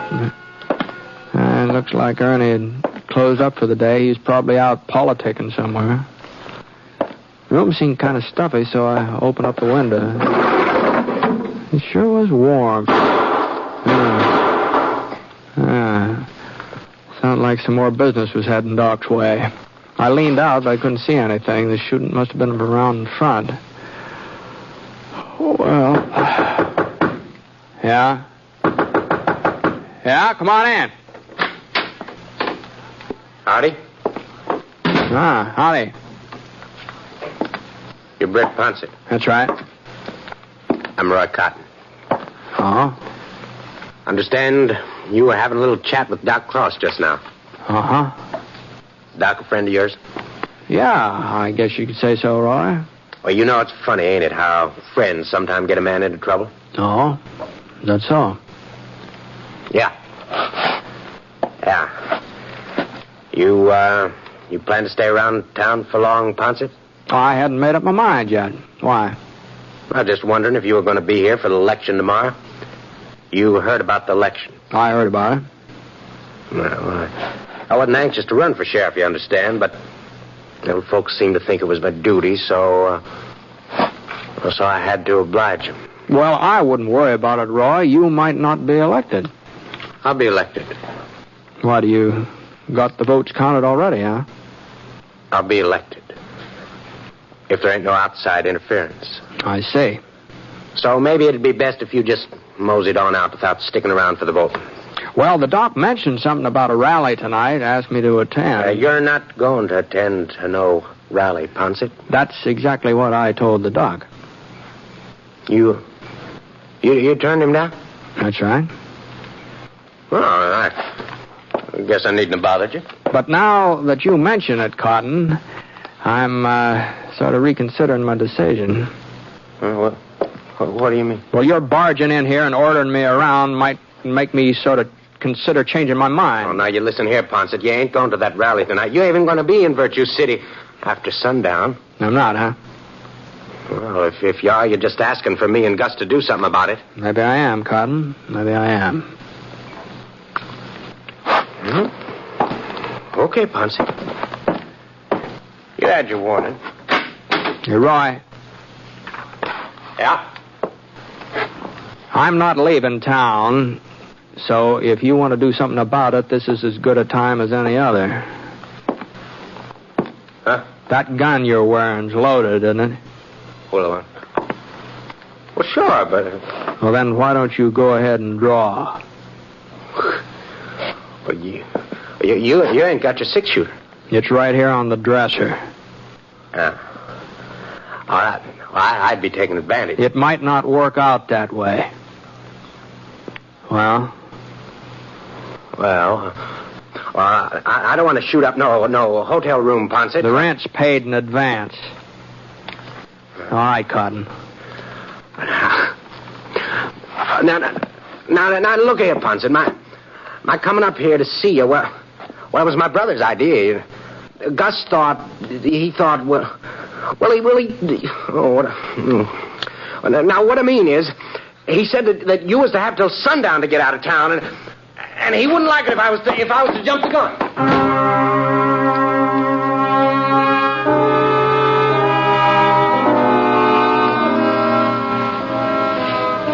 Well, I guess nobody exactly welcomes the idea of being told what he can do and what he can't do. And I suppose when it comes right down to it, I'm as stubborn as the next man. So, instead of leaving town, I had supper in the hotel dining room, and afterwards, well, I sort of moseyed over in the direction of the schoolhouse. There were only 3 or 4 horses out in front, a couple of buggies. Didn't look like the Citizens Committee to keep virtue in Virtue City had drawn much of a crowd. Well, I hadn't really planned on attending the rally. I was going to walk right by and head back to the hotel. But just as I started to move past the school, I spotted Roy Cotton waiting behind a big elm tree across the street. There was another fellow with him, bigger, older. Stood to reason he was Roy's brother, Gus. And it stood to reason that if I left without going inside, they'd figured they'd bluffed me into keeping away. So, the meeting was in the combination 4th, 5th, 6th grade classroom, and Doc Cross was introducing the various candidates when I opened the door. And as candidate for mayor, our good friend Cecil Potter. Oh, yeah. You all know Bo Spitzer, who's running for coroner. And last but far from least, the man who will be responsible for maintaining law and order.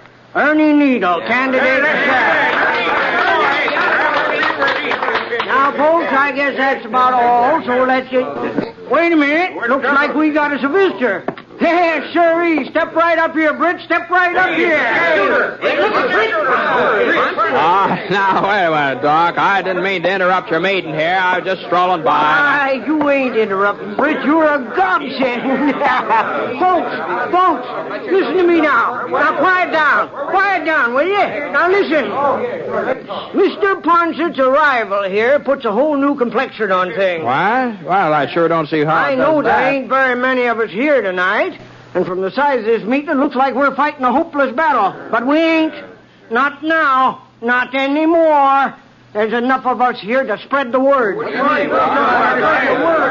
gotta see to it that by the time the polls open tomorrow, every voting citizen in Virtue City knows that the 6 shooters on our side. Now, whoa, Doc. Now, hold on here. Amos, you take the folks who live west of Cedar Street. Al, you take the section over by the creek. I'll cover the area along Clinton Avenue. And another thing, you tell everybody that Britt will be right there at the polls to see that the voting's done on the up and up. Now, Doc. Now, you listen to me, Doc. Now, see here, Doc. Now, you just see here, Doc. Was there something you wanted to say, Britt? Well, Doc, you know doggone well there's something I want to say. I'm not going to have folks running all over town claiming that I'm interfering in this election. Now, you just go and call them off, Doc, and you just stop them before it's too late. Well, I'm afraid it's too late now, Britt. It looks to me like they're on their way. And I better get started myself. I'm going to make it over to my section before everybody's asleep. Okay, Doc, okay. You just go right ahead, but you're going to be pretty foolish looking in the morning. What do you mean, Britt? I mean that I'm not taking part in your election tomorrow, no matter what you tell people. You won't do your duty, huh? My duty is to mind my own business. Britt, the law says there's supposed to be one man at the polls who's unbiased, who's neutral, so to speak. What? Well, of course, your sympathies may sort of lie with Ernie Needle and our committee, but technically, you're nonpartisan. Seeing as how you can't even vote yourself, I mean. How's that? Now, look, Britt. All that I'm trying to do is to see that this election's carried off strictly according to the law. The law says we got to have us a nonpartisan president at the polls. Well, I'm not even certain that the election would be legal if you wasn't sure. Well, I wouldn't want to stand in the way of the election being I mean, if you're certain that... Well, if it's really necessary, but honestly, Doc, I just can't believe that Well, it's up to you, Britt. Entirely up to you. Well, so long. Now, Doc. Wait a minute. Be set up in the hotel lobby, Britt. Polls open at 7 a.m. Just let your conscience be your guide, Britt. Let your conscience be your guide. Night.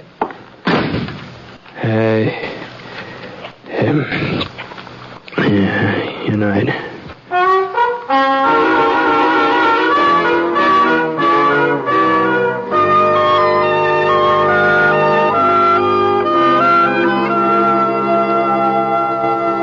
We'll return to James Stewart as the six-shooter in just a moment. Meantime, I'd like to pass on a word of thanks for the many gratifying letters we receive each week from you, our audience.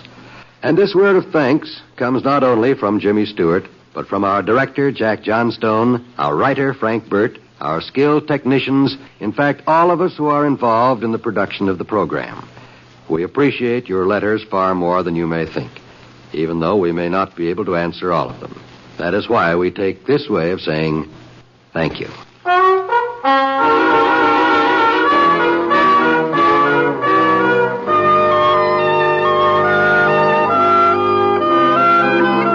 Well, I just couldn't seem to get to sleep that night, and along about 5 a.m. I gave up trying. And it was just as well it did, because that was when Doc Cross showed up to take me down to breakfast. He kept saying that he wasn't trying to influence me one way or the other about being an election official, but as soon as we finished eating, he sure steered me straight toward that voting booth in the lobby. And the next thing I knew, somebody handed me a sheet of paper with a list of names on it, and people started filing up to get their ballots, and, well, the voting went off real smooth. There was just one shooting, and that turned out to be just a flesh wound. And when it finally came time to shut down the polls, just about everybody who was eligible had cast a ballot. There'd been a real good turnout, too. I didn't stick around for the counting. I figured I'd done my share, so I had some supper, and I went upstairs to my room. Oh, I sure was tired. Oh, not having any sleep the night before and having to sit around indoors all day. Well, I took my boots off, and I sort of stretched out flat on the bed for a couple minutes. I didn't intend to doze off. I was just trying to build up enough strength to go on with my undressing, but I don't know.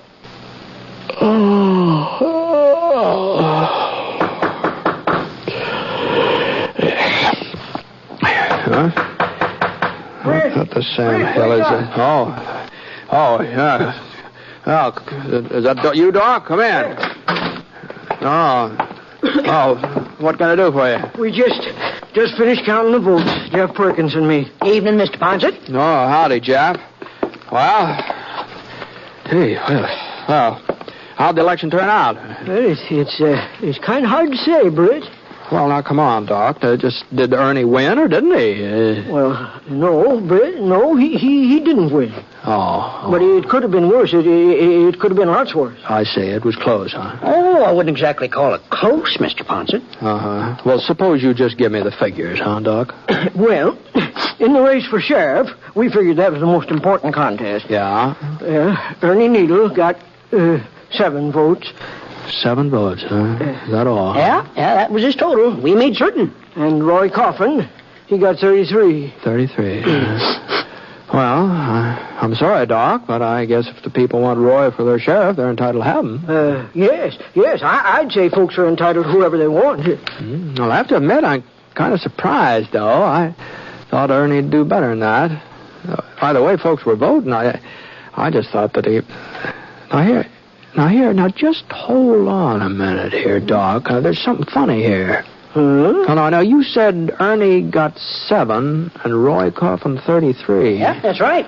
Oh, that's 33 and 7. That only makes 40 votes. Why, there must have been twice that many votes cast. 101, you know. 101. Well, that means there are about 60 ballots you haven't accounted for. 61, to be exact, Britt. Yeah? That's how many you got. That's how many I got. That's how many who got? Britt, it gives me great pleasure to announce that you've just been elected sheriff of Virtue City by a landslide. Congratulations. Now, hold on here, Doc. What do you mean? Mr. Ponset, it's the greatest write-in campaign in the history of this here town. Yes, sir, Britt. What? Well, I can't believe this couldn't be true. It's just plain foolishness. The people have spoken. Doc Cross, if you had something to do with this... It was a spontaneous movement. Purely spontaneous. Well, whatever it is, you know doggone well I won't take the job of sheriff. I don't even live here. We just checked the Virtue City Incorporation papers. It must have been an oversight, but they don't say a word about town officials having to be residents. Well, if you've got the idea I'm accepting this office, you're just mistaken. Even if this election is legal. Oh, it was legal, all right. It was legal. And as of right now, you are the legally elected sheriff. All right. Then I resign. Yeah, I sort of thought you might feel that way, so I did a little more checking. And according to the town laws, you've got to submit your resignation in writing to the mayor, and he's got to prove it. But we don't have a new mayor yet.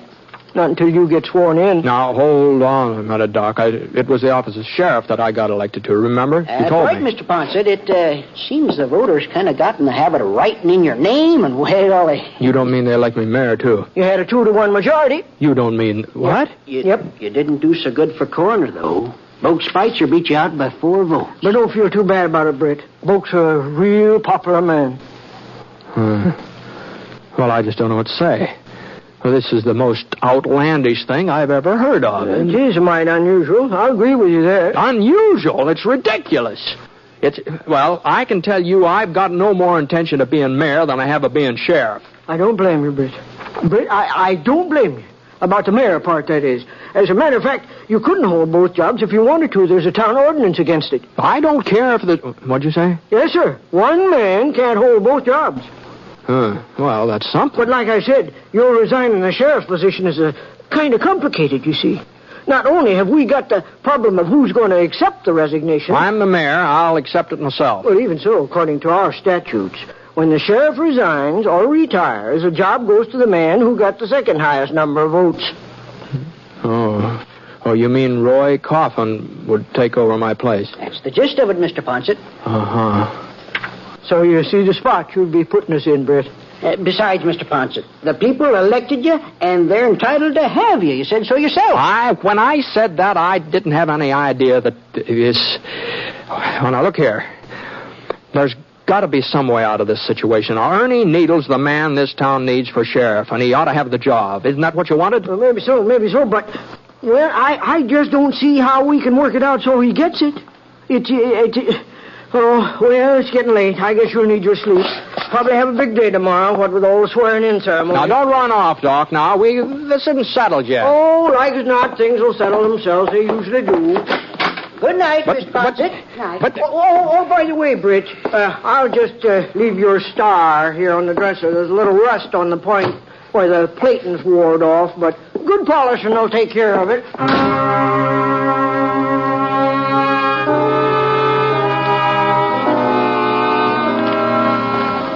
Well, that was the second night in a row I didn't get much sleep.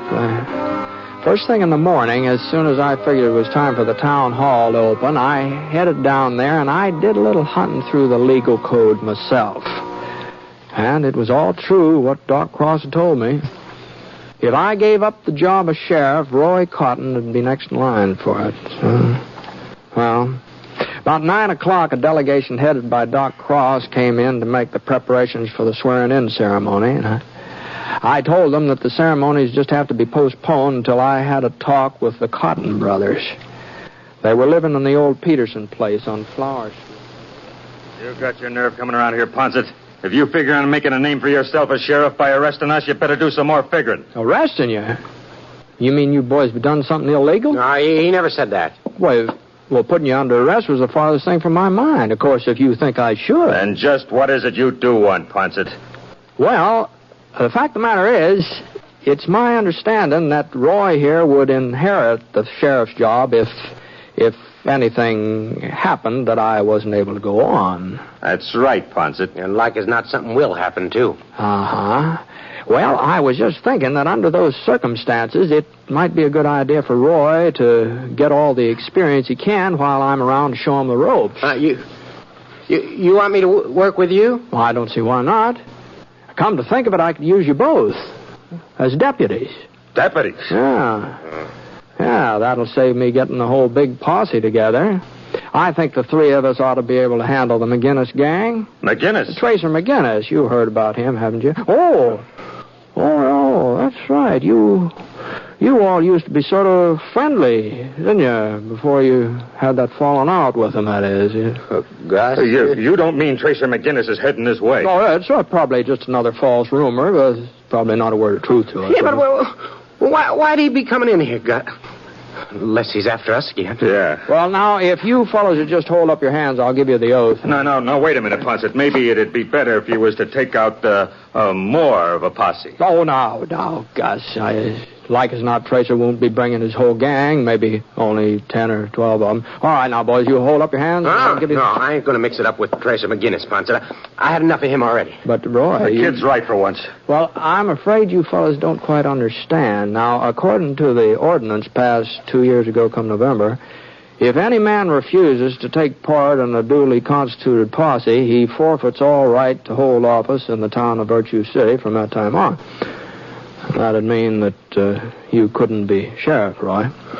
Gussie. I don't figure that's going to make much difference, Ponset. You see, we don't aim to stay around Virtue City anyhow. Yeah, that's right. We were sort of planning to leave town today, weren't we, Gus? Yeah, we were just doing our packing when you come in. Well, maybe we ought not to wait to pack, Gus. Them McGinnis boys ride fast when they're on the move. They sure do. Come on. Oh, I wouldn't hurry myself too much, boys. If you ask me, I think you'll have plenty of time to finish packing before they get here. Plenty of time.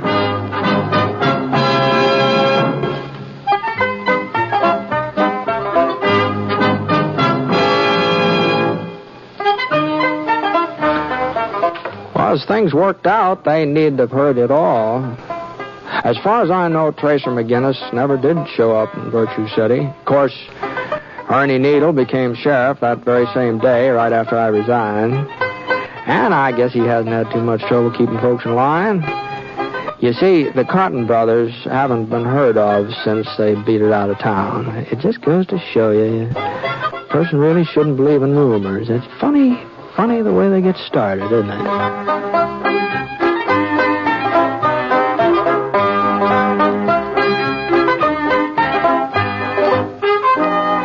The Six Shooter is a transcribed NBC Radio Network production in association with Review Productions.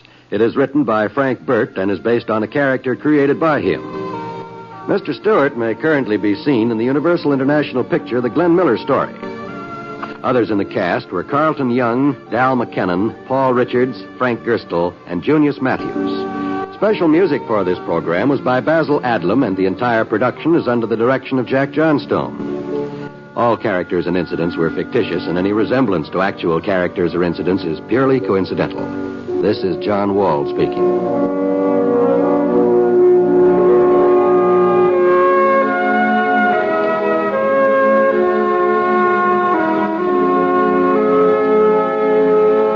Tonight, hear an address by President Eisenhower on the NBC Radio Network.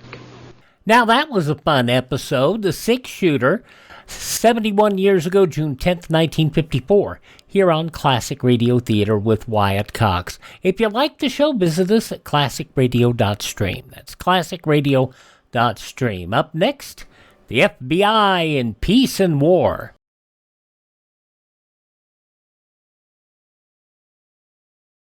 There are two air raid warning signals. A steady blast of 3 to 5 minutes means attack is probable. A wavering tone or series of short blasts means take cover. Now crime with the FBI in Peace and War and the Traveling Man. This episode goes back 72 years to June 10th, 1953. The FBI in Peace and War. The FBI in Peace and War. Brought to you by Brill Cream, the original cream hair grooming discovery that instantly improves your appearance. Brill Cream, the cream that's really not greasy, not messy. And L-A-V-A, Lava, the soap that gets grimy hands cleaner, faster than ordinary toilet soaps ever can. And Nescafe Instant Coffee, the coffee with the richer heart of the bean flavor.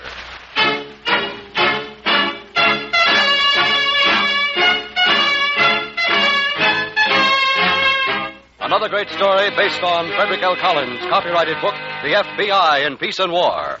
Drama, thrills, action. Tonight's story, The Traveling Man.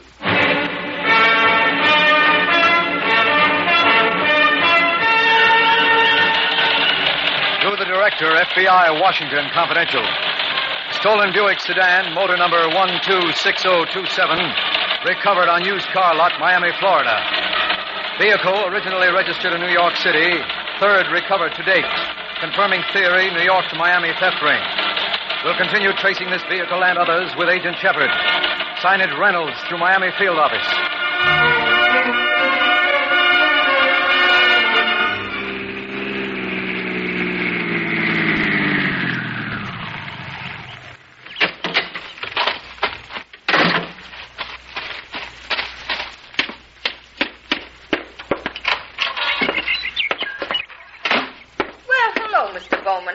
Hi, Mrs. Edley. How you been? How's Miami? How's your beautiful daughter? Did you get my telegram? Yes, we got your telegram, and your room's all ready.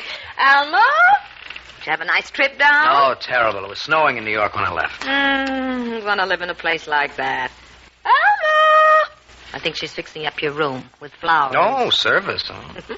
Well, for a traveling man, we try to make it homey. Well, it suits me. Alma! Oh, she knows you're here. Don't worry. Well, she'd better. I don't think I stay in this joint because I like motels. Hello, Jerry.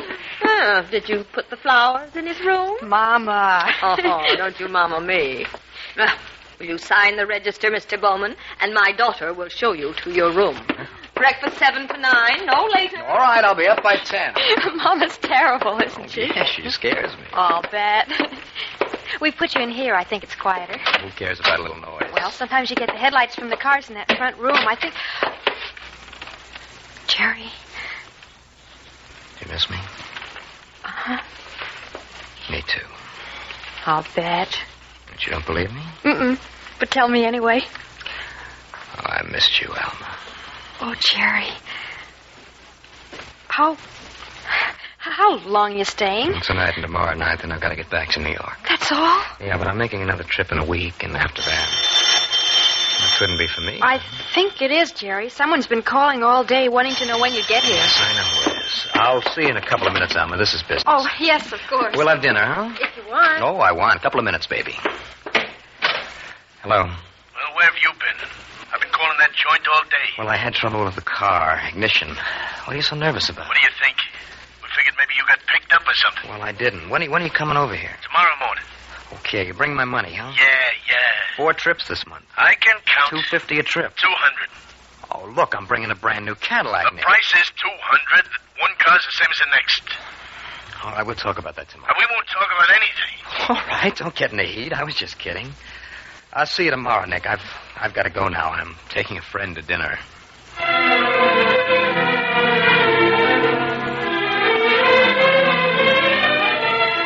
In the winter of 1951, the law enforcement agencies of New York and Florida requested FBI cooperation in tracking down a car theft ring which was thought to be operating between New York and Miami, Florida.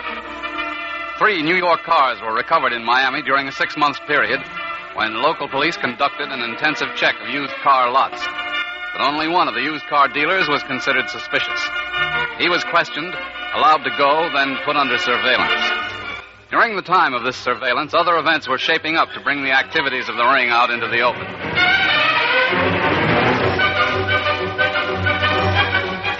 So we're not selling any more cars on that lot. You'll take that caddy to this address on Bay Street. Guy knows you're coming. Okay, now where's my money? You'll get it. You going to speak to Joe for me? Try to get a little more? No, I'm not going to speak to Joe. Who do you think you are asking for more money? I take a lot of risk driving those cars 1,500 miles. Listen, you want to quit? Go on. Get out. We can pick up punks like you all over the street. Take it easy, Nick. Who are you telling take it easy? This time last year, you're nothing but a loafer hanging around a pool room. Joe picks you up, he gives you a So job. I drive the cars, don't I? I pay my own plane fare back to Now, New York. Look, I'm getting sick of you. Maybe this will be your last run. Well, all right. Maybe it will, huh? Maybe I'll go into business for myself. You just try it. You just try that once. But you know I'm only kidding, Nick. Go out for yourself. Go on. Just try Well, it. it's just that I need a little more money, that's all. Well, you don't get it. Here's your dough for the last 4 trips. When you deliver the caddy, get back to New York. Joe is going to have plenty to say to you. Nick. 2-bit loafer hanging around a pool room. You don't know when you're well off, do you? Nick.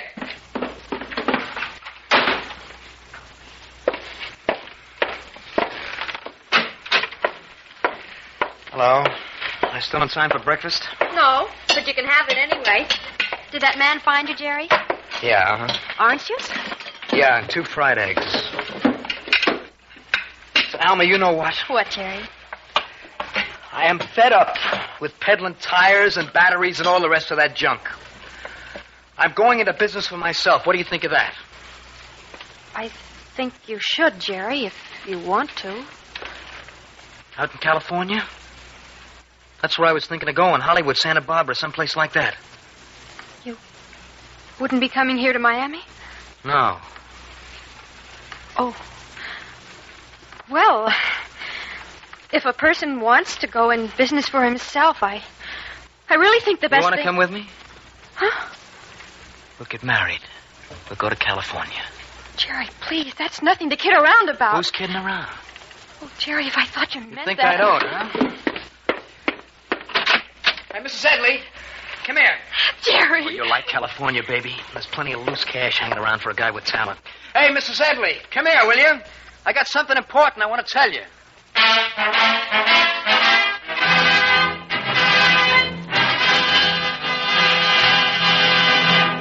Back to the traveling man in just a moment. But first, Brill Cream. That's the sensational hairdressing that's got the whole town talking. Brill Cream. The cream that instantly improves the appearance of your hair. the cream that makes your hair look richer, healthier, more lustrous, and really well-groomed.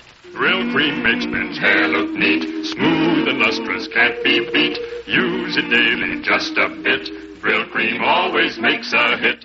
Brill Cream, a little dab will do ya. Brill Cream, you look so debonair. Brill Cream, the gals will pursue ya. Simply rub a little in your hair. Brill Cream. Man, what a hair cream. No other dressing can do just what Brill Cream does for your hair. It's not greasy, not messy. Really not greasy, not messy. And that's not all. Brill Cream conditions as well as grooms. Relieves dryness. Removes loose dandruff. Makes your hair look healthier, more attractive. Get Brill Cream today. Remember, the smart look is the Brill Cream look.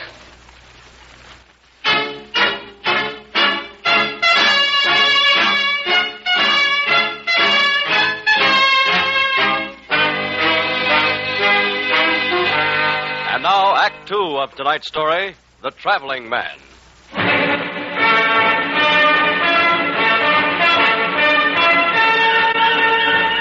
And then in February, we got our first real break in the case. Every reputable used car dealer in the Miami area had been notified to be cautious in the purchase of out-of-state cars. A dealer in Fort Lauderdale called us one morning, and after a brief talk on the phone, we hurried over to his office.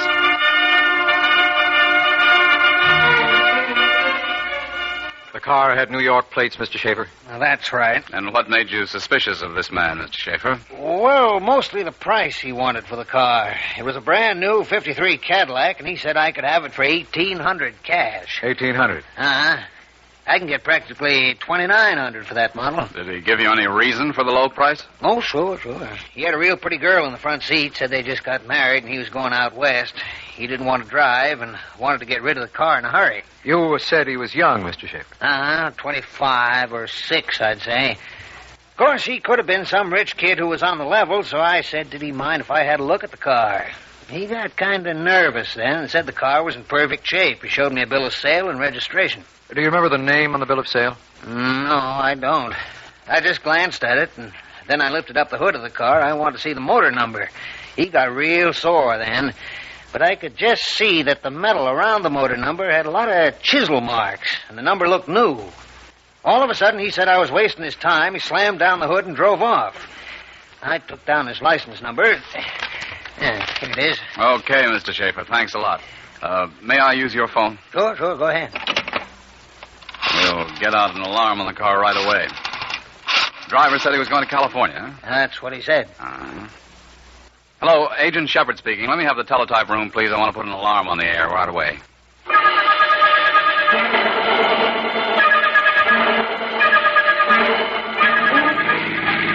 Albert? Are you asleep?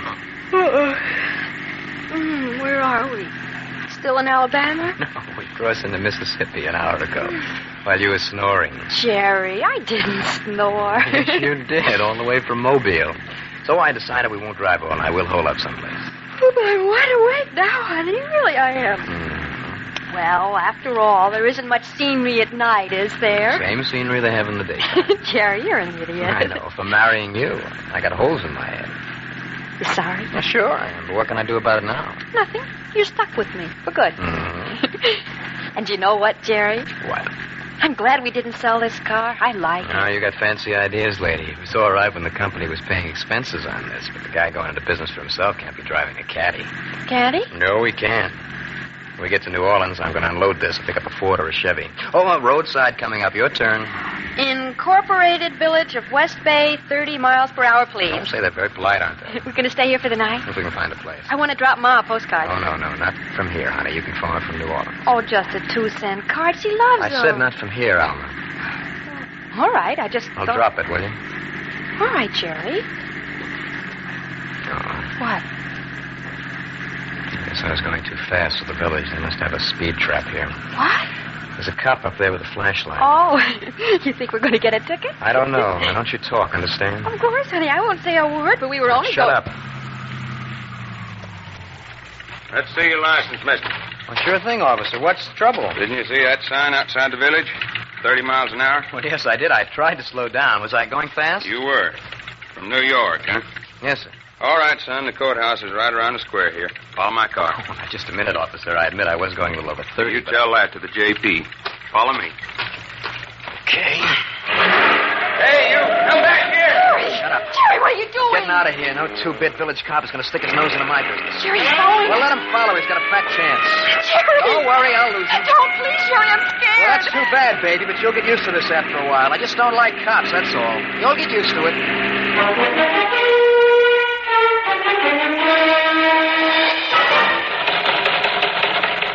FBI Field Office, Miami, Florida.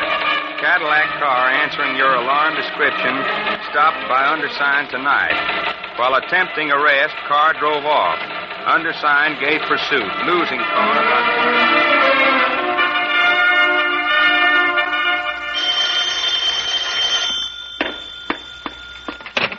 Nedley Motor Court. Oh, Ma, it's me, Alma. Alma, baby, where are you? New Orleans. Listen, Ma, I can't talk very long. Jerry didn't want me to call. I don't know why, but... What do you mean he didn't want you to call? Alma, are you all right? Sure, I'm all right, and we're having a wonderful time. You don't sound all right to me. What's the matter? If that boy isn't treating you right... Yes, Ma, now don't start worrying. Well, where are you staying, Alma? Canal Street Hotel. Well, listen, that man that used to come to see Jerry was in here, that Mr. Morton. He wants to know where to get in touch with Jerry. Well, I don't know how long we'll be here.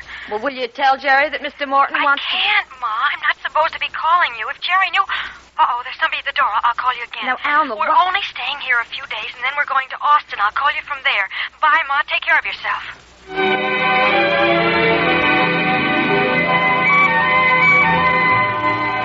After the blue Cadillac got away from the sheriff in West Bay, Mississippi, the Louisiana police were asked to watch out for it.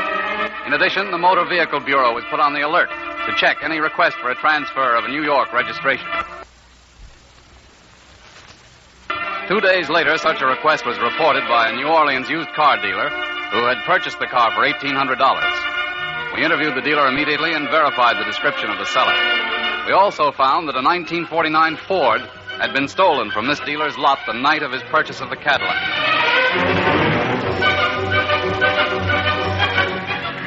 Oh, it's not a bad little job for a 1949, is it?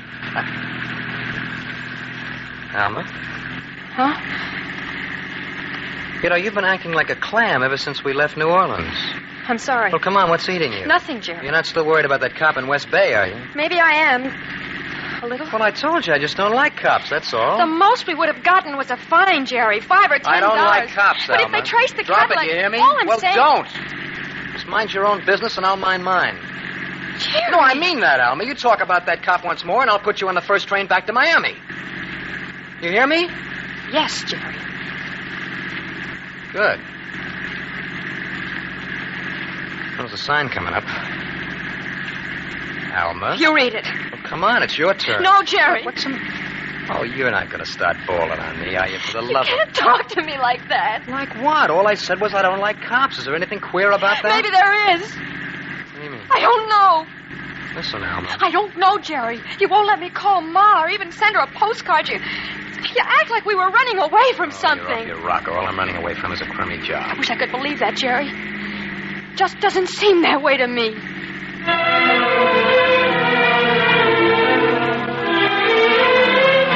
And while our trail stopped momentarily in New Orleans, another trail was being picked up at the Edley Motor Court in Miami.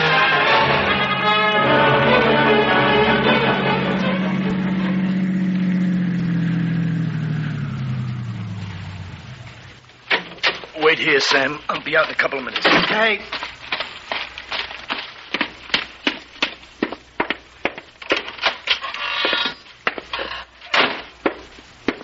Good morning, ma'am. Oh, hello. Remember me? I was in here last week. Oh, yes, you're Mr. Morton. That's right. I was just driving by. I thought I'd stop in and see if you'd heard from your daughter, Jerry. Well, No, I didn't, Mr. Morton. Oh, that's too bad. You know, that crazy kid Jerry walked right out of our office, didn't even leave us a forwarding address. I've got a check for $800 belonging to him. I don't even know where to send it. $800? Uh-huh.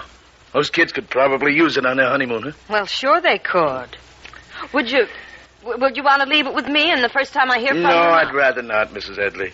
Besides, I want to talk to Jerry. I want to offer him the franchise for our California territory. Oh. But if you haven't heard, well, that's my tough luck. Sorry to have bothered you, Mrs. Edley. Mr. Morton. Yes? You didn't bother me, and I'm afraid I've been telling you a little white lie. I did hear from them. At least Alma, my daughter, phoned me. Oh, she did? They're staying at a motel just outside of Austin, Texas. I guess if he knew you had a check for him and you wanted him to work in California... What's the name of the motel, Mrs. Edley? Well, it's the Panhandle on Route 20, just outside the city. Panhandle on Route 20. Thanks, Mrs. Edley. Well, I don't know whether I should have told you, but... Oh, you were perfectly right in telling me. Jerry just didn't want to talk business on his honeymoon. Thanks again, Mrs. Edley. I know Jerry is going to be real surprised when he finds out what I've got for him.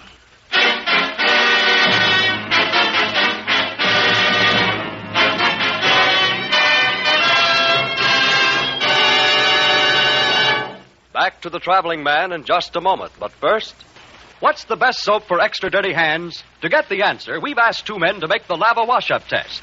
One's using ordinary toilet soap, the other lava. Ready, boys? All set. Go. Wow, look at lava get that dirt. Every inch of lava contains 50,000 tiny scrubbers. Dirt's gone in 30 to 50 seconds. Lava's double-action lather is tough on dirt, gentle on hands. It contains the same soothing ingredient used in expensive hand lotions. Time's up. Let's see the results. First, the man who used lava. How about it? My hands are clean, really clean. No marks on the towel. And yours, sir? Mine are still dirty. Ordinary soap just can't clean so deep, so fast. Right you are. There's nothing like lava to get hands clean and keep towels fresh. So, for you, Dad, for you, Mom, and the kids, always keep lava handy. L-A-V-A, L-A-V-A.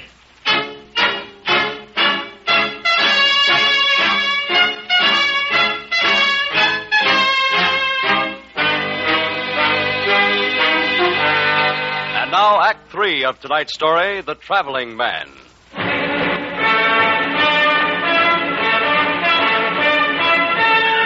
Then, having located the blue Cadillac in New Orleans, we shifted our attention to the Ford, which had been stolen from the dealer who'd purchased the Cadillac. The Ford's license number was spotted by a gas station attendant in a Texas town on Route 290 just west of Houston. By the time the state police were notified, the car was lost again. Agent Reynolds and I picked up the trail at this town and headed west, the direction of the stolen car. Our car was radio equipped, and we maintained contact with our San Antonio field office. KFBI to car 12. Where are you now? Just past Fremont. You got anything for us? Nothing yet. Nothing is past the checkpoints west of Austin. Okay, we're still with it. Okay, we'll keep you posted. Right. Want me to drive Wild Shep? No, I'm not tired. How far is it to Austin? A little over 50, according to this map. Looks like we're going to draw a blank, doesn't it? Maybe. They were heading west on this road, 290. How many roads branch from 290 between Houston and Austin? I'm not going to count. And if they were smart, they'd stay off main highways, wouldn't they? Sure, but I don't think they are smart, Shep. At least the boy isn't. He could have picked up a car off the street instead of the dealer's lot. Unless he didn't know how to take one off the street. Yeah, that's an angle, too. But how did he get the Cadillac? I don't know. It's possible he was just the delivery man. Possible. But where's he running and why? I'll tell you that when we find him. And if. Okay. When do we eat? Eat? Yeah, lunch. Look, you've been to the movies, you watch television. Did you ever see a federal agent sit down to eat? You got me there. You can't do anything as dull as eating. KFBI to car 12. Go ahead. We just got word from the sheriff's office at Hillman. A motel on Route 20 checked in a 49 Ford last night with Louisiana license 280691. How far are you from the town of Dry River? Looks like about 30 miles. You're closer than the sheriff at Hillman. It's the Panhandle Motel, Route 20, about 10 miles west of Elgin. Okay, we're on the way. Keep in touch. Call if you want help.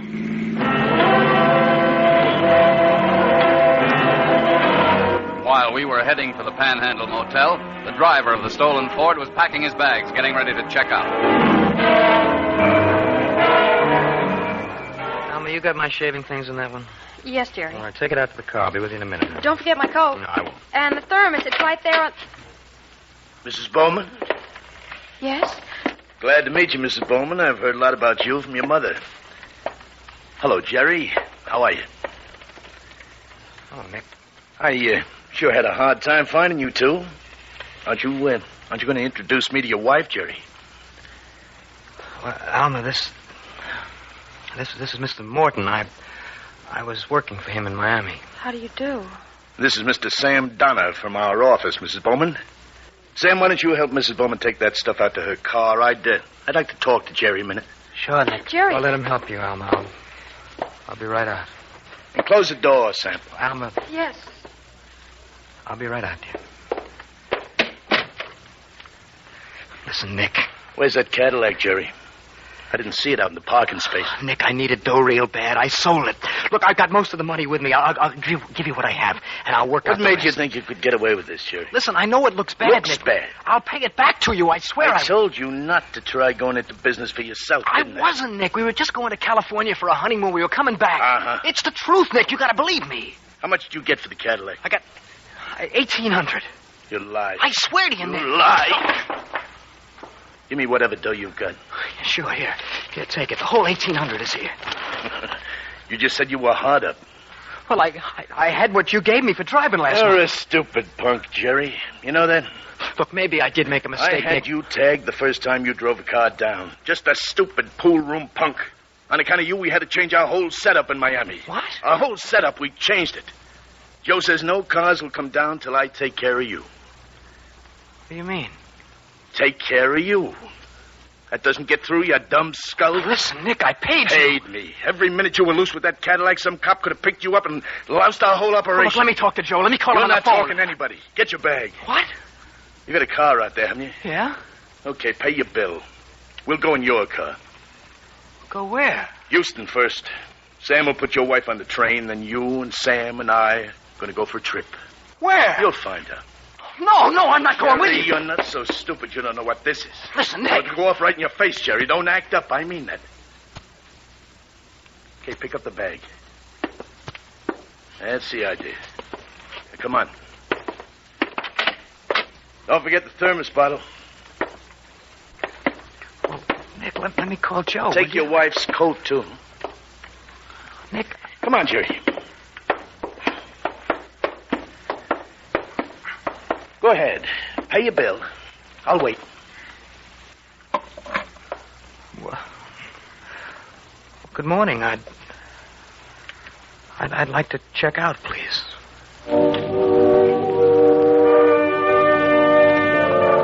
As we were turning into the Panhandle Motel, a 49 Ford drove out.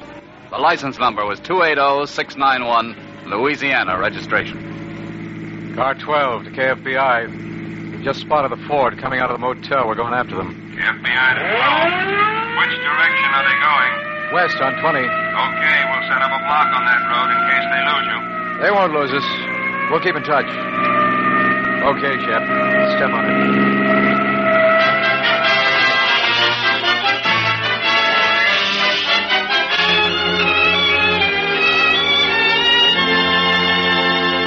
We overtook the stolen Ford 5 miles from Austin. All of the occupants of the car surrendered without resistance. As a result of their capture, we were able to break up the New York to Miami car theft ring, all of whose members, including Jerry Bowman, received long terms in prison. Bowman's wife, Alma, suffered a great shock on learning the true nature of her husband's business, but she's known to have visited him numerous times in prison. For the next 8 years, Jerry Bowman will cease to be the traveling man.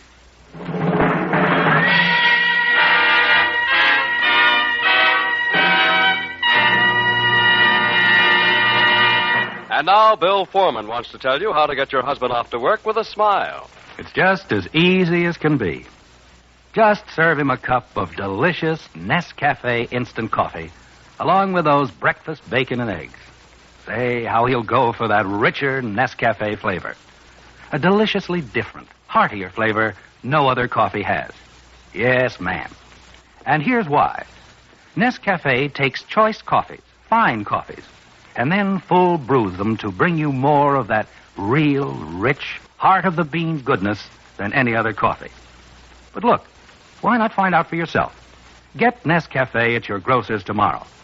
And then let that first delicious taste tell your husband and you that no other coffee, instant or ground, gives you the richer flavor of Nescafe instant coffee.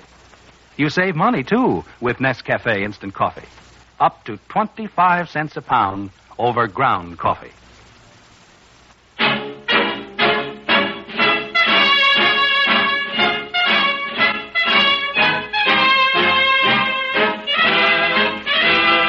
In tonight's story, Rosemary Rice played the part of Alma, and Bob Reddick was Jerry. The radio dramatizations for the FBI in Peace and War are written by Louis Pelletier and Jack Fink. These programs are produced and directed by Betty Mandeville.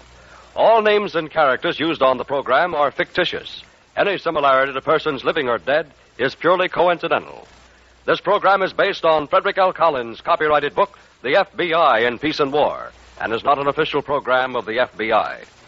The FBI in Peace and War was brought to you by L-A-V-A, L-A-V-A. Lava, the soap that gets grimy hands cleaner, faster than ordinary soaps ever can. And by Nescafe Instant Coffee, the coffee with the richer heart-of-the-bean flavor. Again, we want to remind you to be sure to listen to next Wednesday's story, Killer at Large, on the FBI in Peace and War. Same time, same station.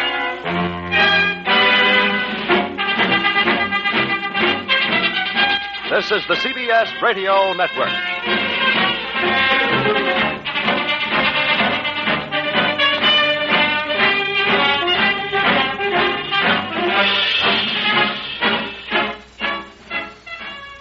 72 years ago, June 10th, 1953, the FBI in Peace and War. Coming up in just a moment, we'll check on the couple next door.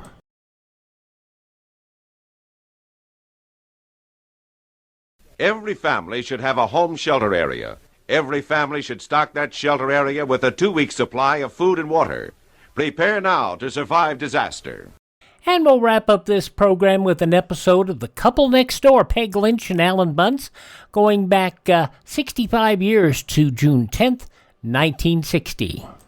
CBS Radio brings you The Couple Next Door, written by Peg Lynch and starring Peg Lynch and Alan Bunce.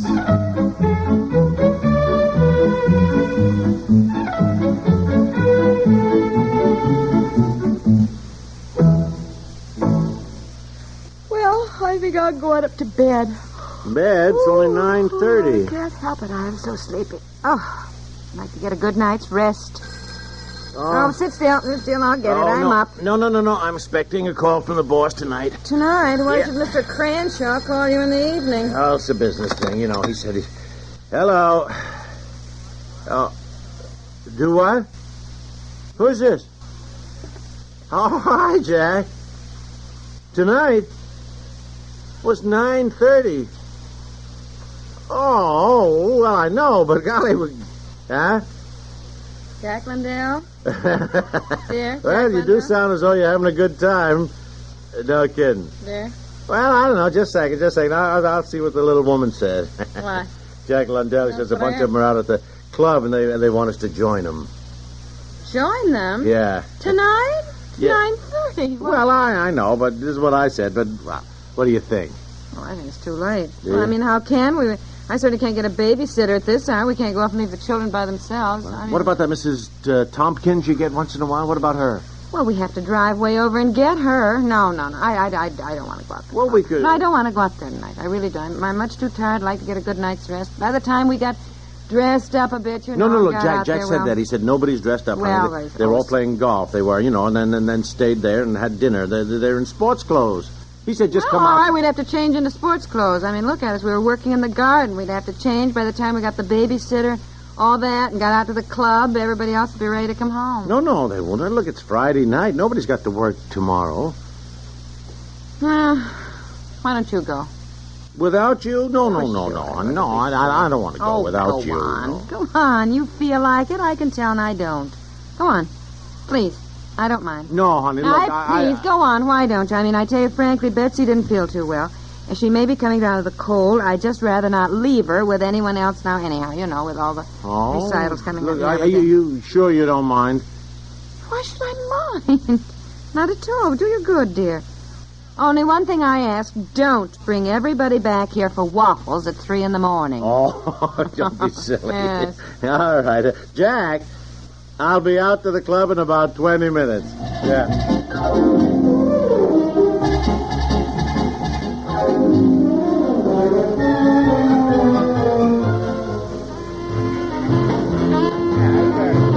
Everybody, just make yourselves at home. Just make yourselves at home. Hey, look, I'm going to run upstairs and wake up the chief cook and bottle washer around here. See if she wants to join us.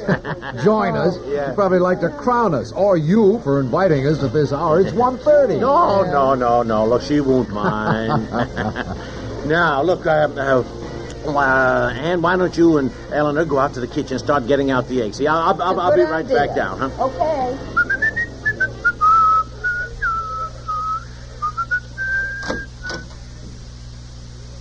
Honey, you asleep? Asleep? Oh, I see what you mean.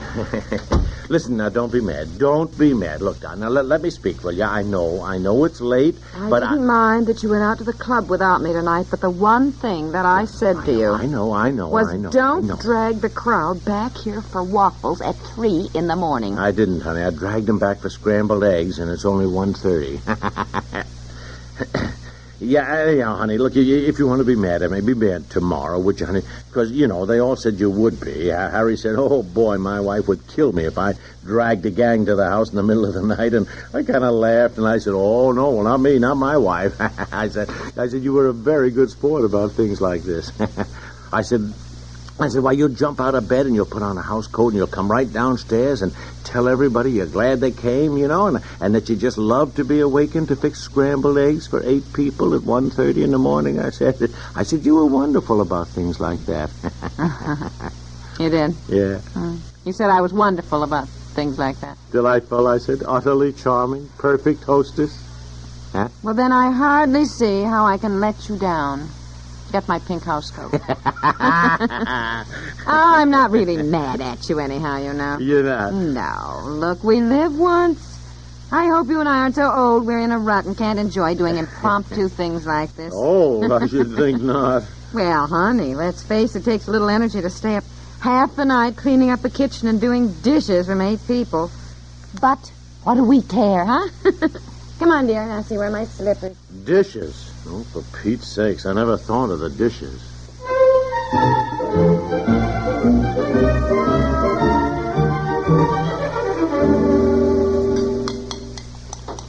Oh, honestly, what a mess. What a mess. What a mess. Yeah, goodbye, Joe. Goodbye, Betty. Come again now, won't you? What a wonderful time.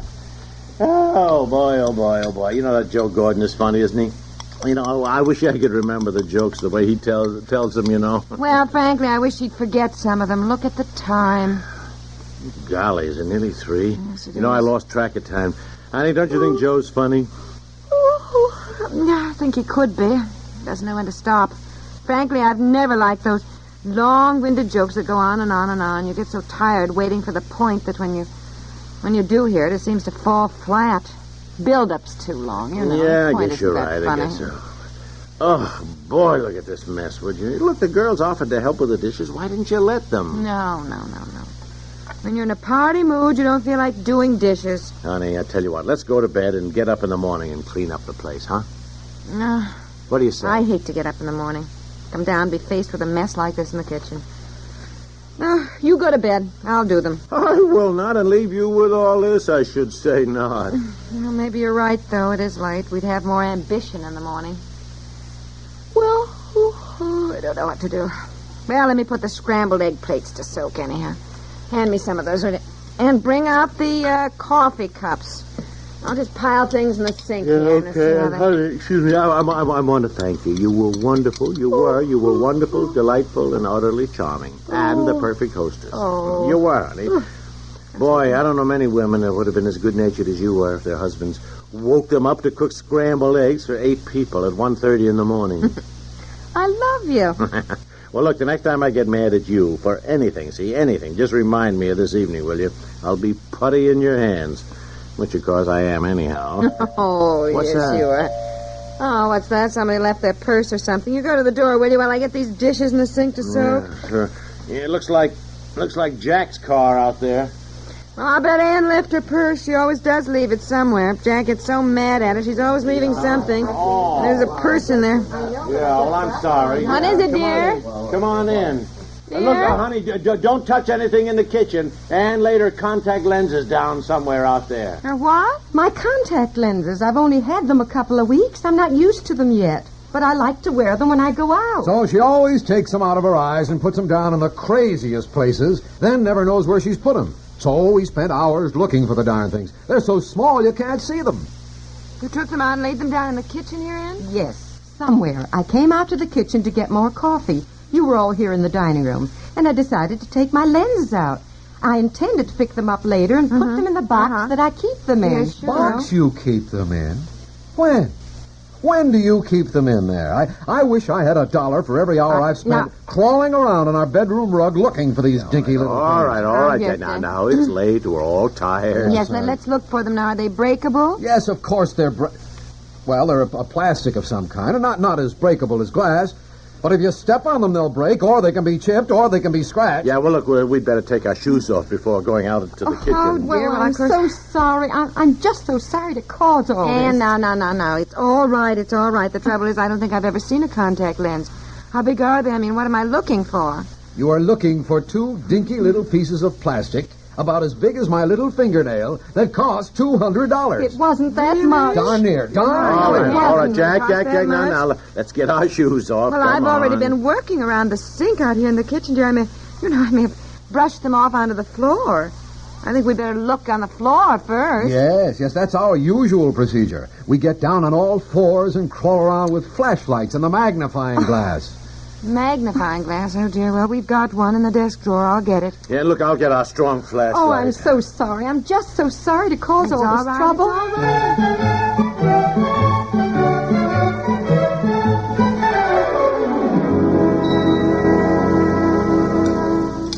Oh, goodness.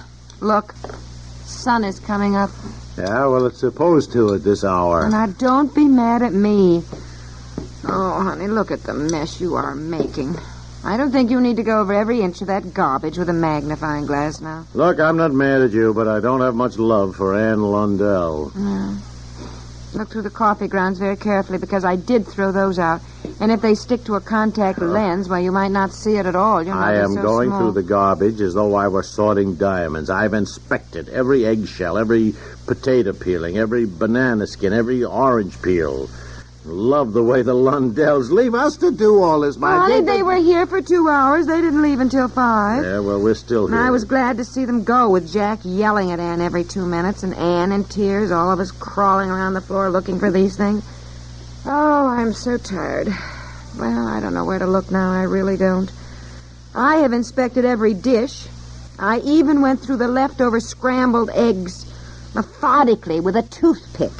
I have taken everything out of these drawers. I put them back. I just don't know unless it's fallen behind a cupboard or something. Because what burned me up was that Anna Sub didn't seem to be doing much looking. She just kept wringing her hands and saying how sorry she was.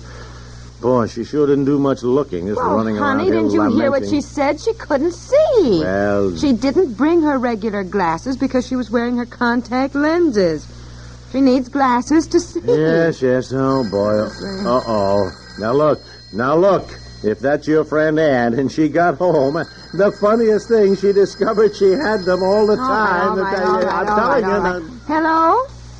Yes, Ann. Yeah? No, that's all right. We haven't gone to bed. We're still looking. No, or will we? The kids will be up in an hour. Yeah, well, we've been... What? Well, I know I haven't... Just a minute, hold on. Go in the dining room and look on the buffet by the silver teapot. There are more coffee grounds. Hold on, Ann. Hold on. I'll go look. She just remembered that she thought she put them in here.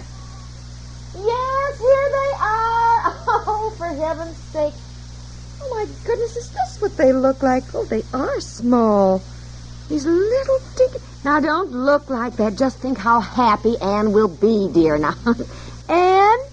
Yes, they're here. Yes. Oh, that's all right, Ann. It could happen to anybody. My goodness. It could, but it always happens to us. Boy, I tell you, it never fails. Oh, now, you just stop apologizing. All right, Ann. I know you are. Goodbye. Oh, well. You realize how many years it's been since you and I stayed up all night and watched the sunrise? Yeah, and I can't think why we thought it was so much fun. I tell you, I can't take it. I am dead tired, honey. Listen, listen. What? The next time I drag people home at 1:30, yes, act like a normal wife, will you? Get mad and kick them out, or kick me out, or something.